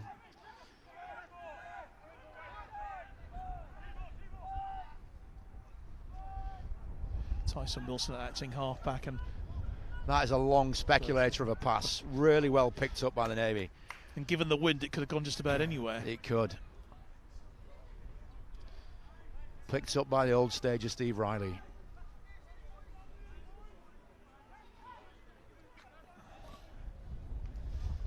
We won't point the camera in front of the scoreboard at the moment, Wayne, because that would give a rather it says 122 to the Royal Navy, and I can assure you that is not the score. It's actually if only that 12. was true. Yeah. A little short side sneak from the Navy. Jack Basher. Oh, the pass goes straight behind him. But well picked up, though. By the winger. Lloyd Williamson did well there to pick that one up. Does a little bit too much from Scott Partis there. There's the West Hull shoot out the line onto the kicker, putting kick pressure on there. This wind causing a lot of issues as well, John. Harry Tyson Wilson picks the ball up. I can bring you an update on the score, by the way, from the match at Bentley against Hull. And at the moment, the home side are leading the Army by 12 points to 10 at a similar stage in the game there. So the Army have got something to do to get back into that game. But it's a great chance now for down that West Hull. side. And this is Luke Moss who's going to go for the try. The Salmon has finally scored for West Hull. It was a good try as well. Well made for them. And it's Moss who gets the try to take them to 38-12. Do you know, John, we really need to big up these the two young fellas on the wing for West Hull today. So you've got Luke Moss who scored that one, but also Jamie Lee's involvement. And I know it's Jamie Lee's first team debut today. But them two have been fabulous. They have just provided energy upon energy for some of these bigger fellas around the middle. 17-year-olds, both of them. 17-year-olds, absolutely credible young lads of coming through the West Hull youth system there. You know, the youth policy, you can see if they can bring them in and they can play like this, you know, on debut as well, that's absolutely fabulous, and that's great testament to the work that the coaches are doing through the youth system at West Hull. Looks like Partis is taking this kick. He's resumed his normal duties there. Ryan Wilson back on the bench once again, so we're left over to Partis. It's on his it's on the wrong side for him unless he decides to, because I know Scott Partis can kick from both feet, but it looks like he's going to step up on his left peg against the wind. You can see the flag fluttering in the breeze behind him. Quite strong on that side. He'll do well to get this one over. He will with that fringe, John.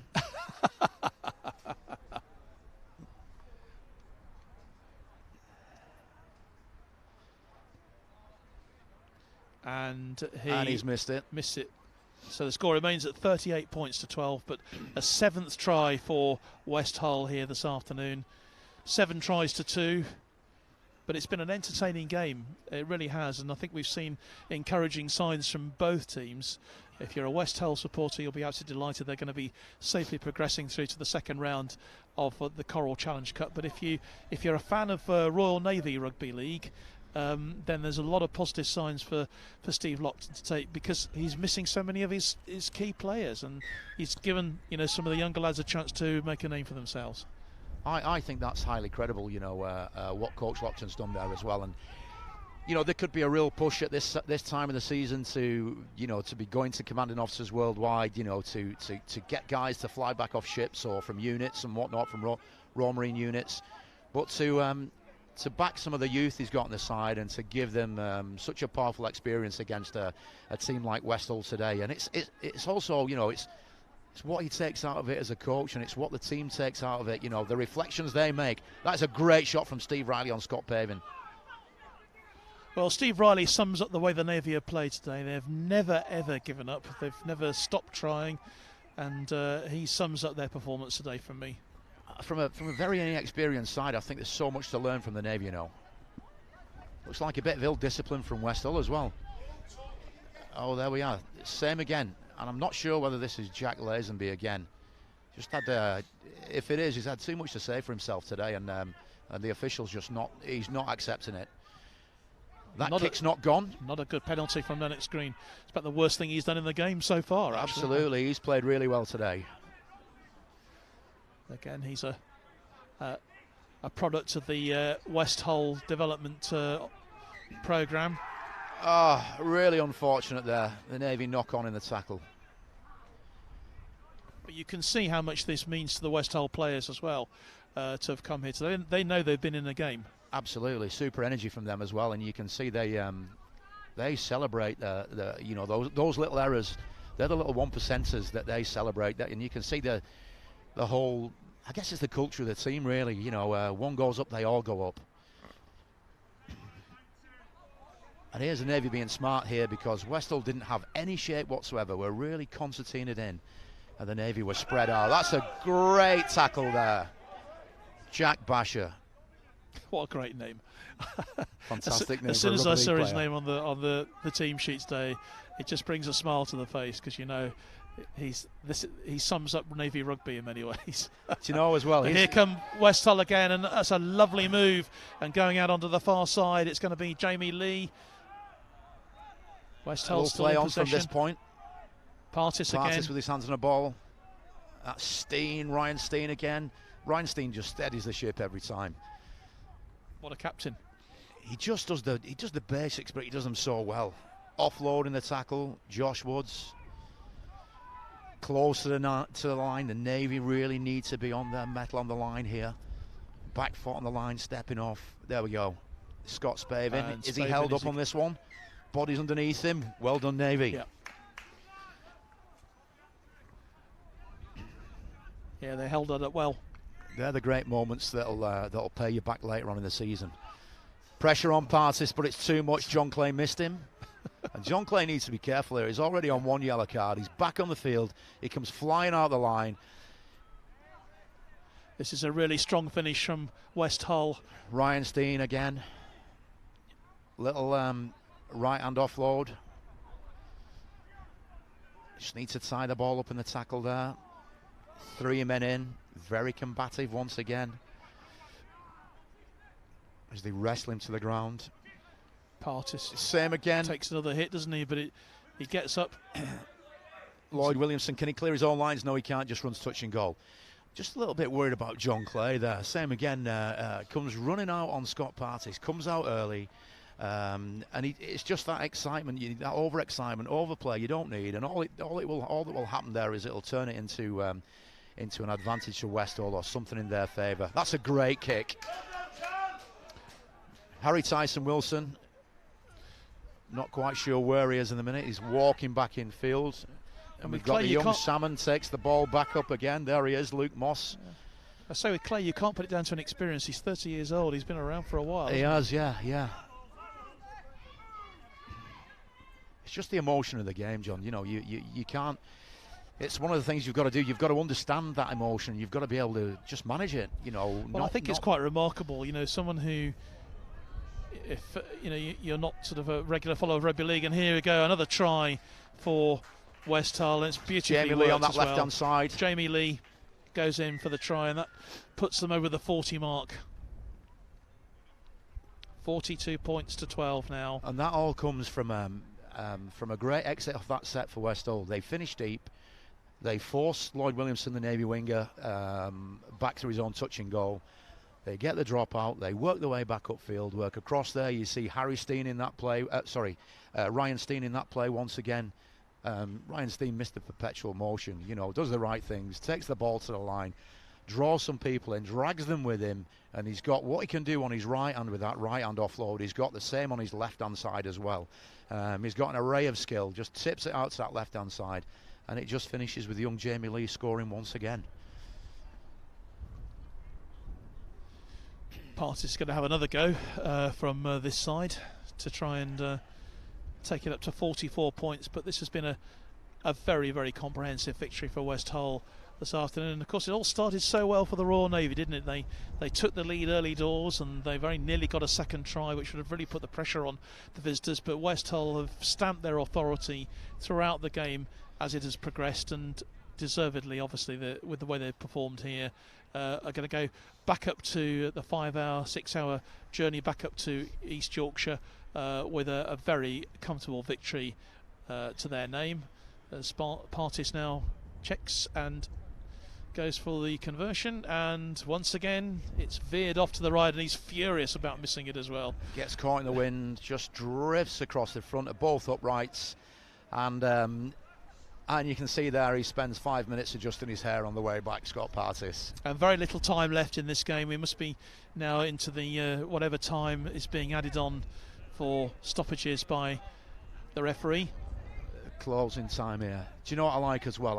I like the talk. You listen to the West Hull team here, defending the touchlines, defending the sidelines. Lots of very, really positive talk. That's a great kick as well.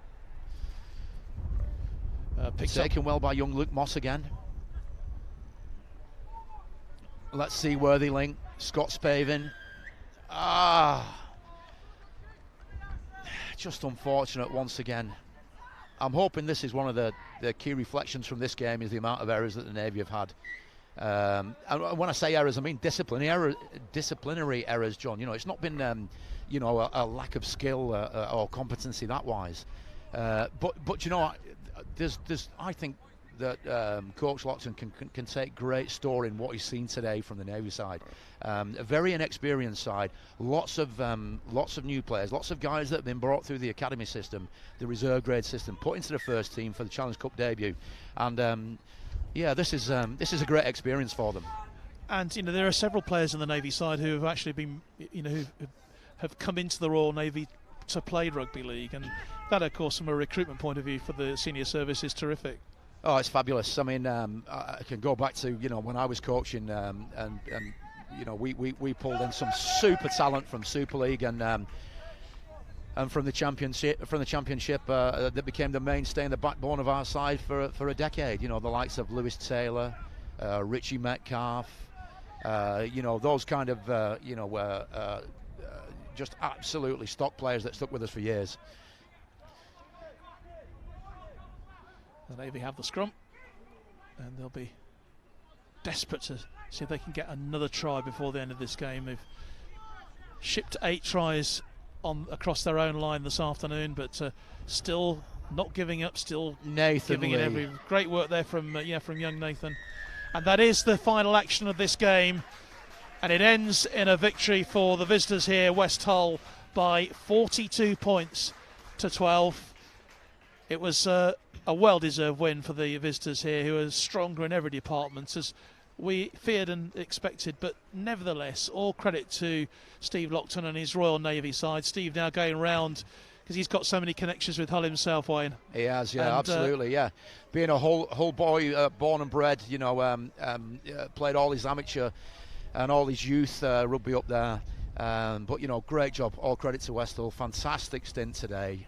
42 points. Only 12 points against them today. Really got that opportunity on a very good and wide pitch to be able to test some of those structures and systems that they've no doubt been working on throughout last summer and 2018. But for me today, the real key to it was the Josh Woods being able to come on for Scott Spavin. That transition worked really well. But the Kerman Partis, the Harry Steen, and the Harry Tyson Wilson at the back, that spine absolutely took them from one end of the pitch to the other, John. That's a fabulous spine and some real talent in that West Hull side.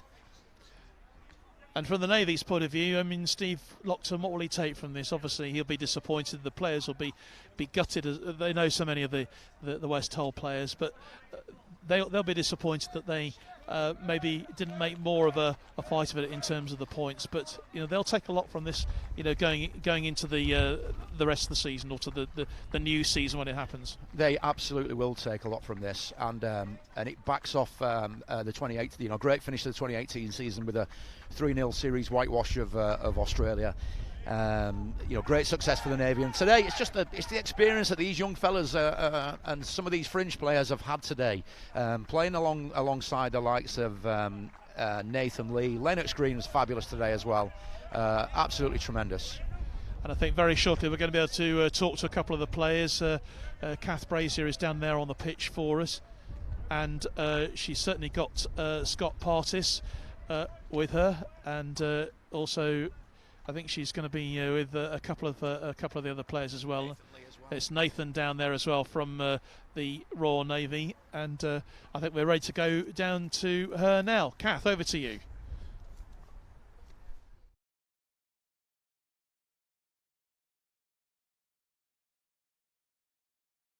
End of the day, a good run out for you guys, and a well-deserving win for West Hull. Really tough team, but our own boys did us proud. Yeah, we all enjoyed it.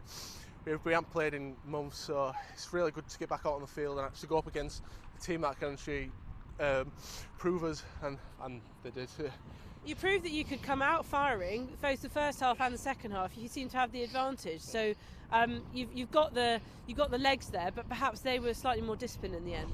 Yeah, we came out strong, but they found the weakness and they pounced on us. It was an arm wrestle for the first 10 minutes, but yeah, they found our weakness and they eventually, just battered us. I know I'm not making excuses, but you are missing a lot of players that aren't available, and injury as a consequence of the Australian series as well back in November. Yeah. But do you think that would have made a difference if you had all those players available? I believe so, yeah. We have a lot of injuries, a lot of deployments, but that's life in the Royal Navy. You've got to take it on the chin and go out with what you got, and we tried his best out there. It was a good game. How on a weekend like this, when you're playing, you've got the Army who are currently, I think, down against Bentley, and then the RAF have obviously got games tomorrow. Do you root for each other, or are you kind of hoping they won't get through the first round as well? Hoping they don't get through the first round. Otherwise you'll never hear the end of it. Yeah, never hear the end of it. Yeah, we want to be the best. Then we'll try forces. So the very best of them. Okay, well done, Nathan. Thanks very much. We're going to speak to another ex-Navy man here. Thanks a lot. Yeah, hello, mate. I'm actually going to come around the other side, Scott, just to confuse you. No problem. I mean, it's such a great game, isn't it? If you look at all the list of names, the associations with Hull, the association with the military, and you're a man who played for the Navy when you were in 11 years ago, wherever it was. Yeah, so a really good game for you. Yeah, I mean, it's obviously it's a team and a place that's dear to my heart for rugby reasons, and to come back is sort of a swan song with me coming in the twilight of my career now. So it was nice to sit out. It was good for us as our first game. It was great to see some old faces and some good friends. But yeah, I had some good times here. I spoke to assistant coach Glyn Jones at half time. He said you've got 45 people sort of in the squad to pick from, so a really healthy position, but you've got some young legs coming in, you've got debutants playing together. Do you feel like, but it did look like you played together quite well, you moved so well? I think what we try to do is anyone who comes into the first team set up with us, we all play the same way. So the coaches at Mark and Glyn and all the other guys, they want us, so if anyone steps in they can do the same job. So if I'm injured or anyone else is injured, they can do the same thing. So it breeds well for us as a team. And for our first day out, I thought we were scratchy for 20 minutes, but then I think they caught us on the off and was a bit, oh no, what's going on? But we got to our straps and we played some good structures towards the last 20 of the game.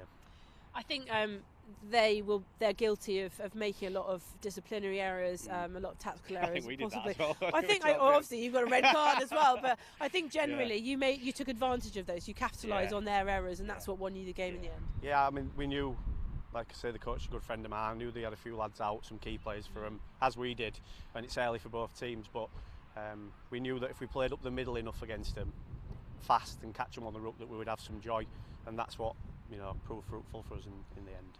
But you must be so proud to see. I mean, we've got Wayne O'Kell on comms. I mean, he brought Royal Navy Rugby League, made it what it is, and Steve Loxton's one of those people as well. It must be so nice for you to come back and see that it's still thriving. I thought it'd never happen.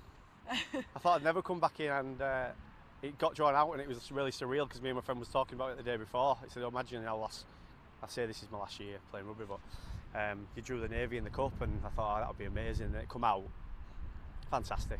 Great to be down here to have a beer with the lads after the game. I thought the Navy did themselves loads of credit. I thought it was a good team. They were strong, as they always are, even when I was playing. But yeah, it'd be good to catch up with everybody in the clubhouse now and take the mick out my long hair and and stuff like that. I'm not Navy. You beat me to it. I was about to say the only grief you've got today is because of your haircut. Yeah, but I think it's more that it just annoys everybody, so I don't want to cut it now. So I think the lad's going to shave my head on the bus. Okay, well done. Thanks so much, Scott, and much. we'll see you again soon. Yeah, lovely. Cheers. Thank you. That's great from West Hull and from the Royal Navy. So back to Wayne and John for a quick summarisation. Kath, thanks very much indeed, and great to talk to Scott there, and also it was just great hearing what they had to say after the game there. It was mutual respect, I think, for both teams. Two great players for me there that Kath just interviewed. Scott Partis, coached him and have been around him as a player for many years, and he's just one of those iconic players. But also Nathan Lee, the Navy captain. Took a punt on Nathan as a young fella, brought him into the Navy side when everyone else was saying, he's too young, he's not experienced enough. And you know what? He's never been out of that side since that day that we put him in, and now he's the captain. And it's just great to come here, years later as an old fella and just and watch both of these young lads do this. Well, when I say young lads, Patty's not so much, but absolutely with Nathan Lee. You're almost as old as he is.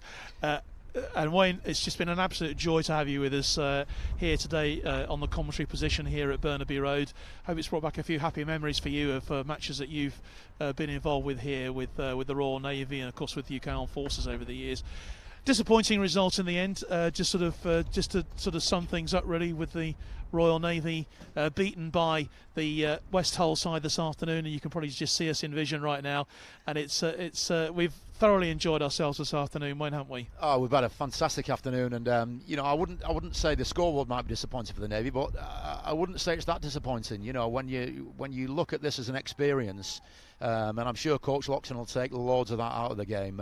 It's been a very, very rich experience for some of his young and some of his fringe players, So, well done the Navy. 16 players missing to do that, to play against West Hull. Absolutely fabulous. They did well today. They did indeed. I think Cass going to be able to give me the result of the Army game in just passing me the details now. And it was 18-16 the final score. Is that to the home side, Bentley, which is clearly disappointing from a military point of view. We've got the RAF to come tomorrow. They're playing their match against the North Herts Crusaders up at Hitchin. That's a 1 o'clock kickoff tomorrow afternoon. If you're anywhere near there, try and get along to support them. We'll of course have news on all of the matches with action following up later on over the weekend, and indeed next week on our Forces Sports Show and on Forces News.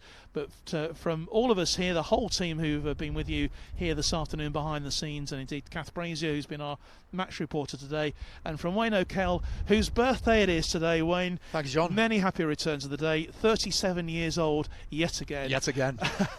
I'd like to say a very big thank you, and thanks indeed for joining us here on the Forces Network this afternoon for our live coverage. It's ended though in defeat for the Royal Navy. They've been beaten by West Hull by 42 points to 12. From all of us, a very good afternoon to you.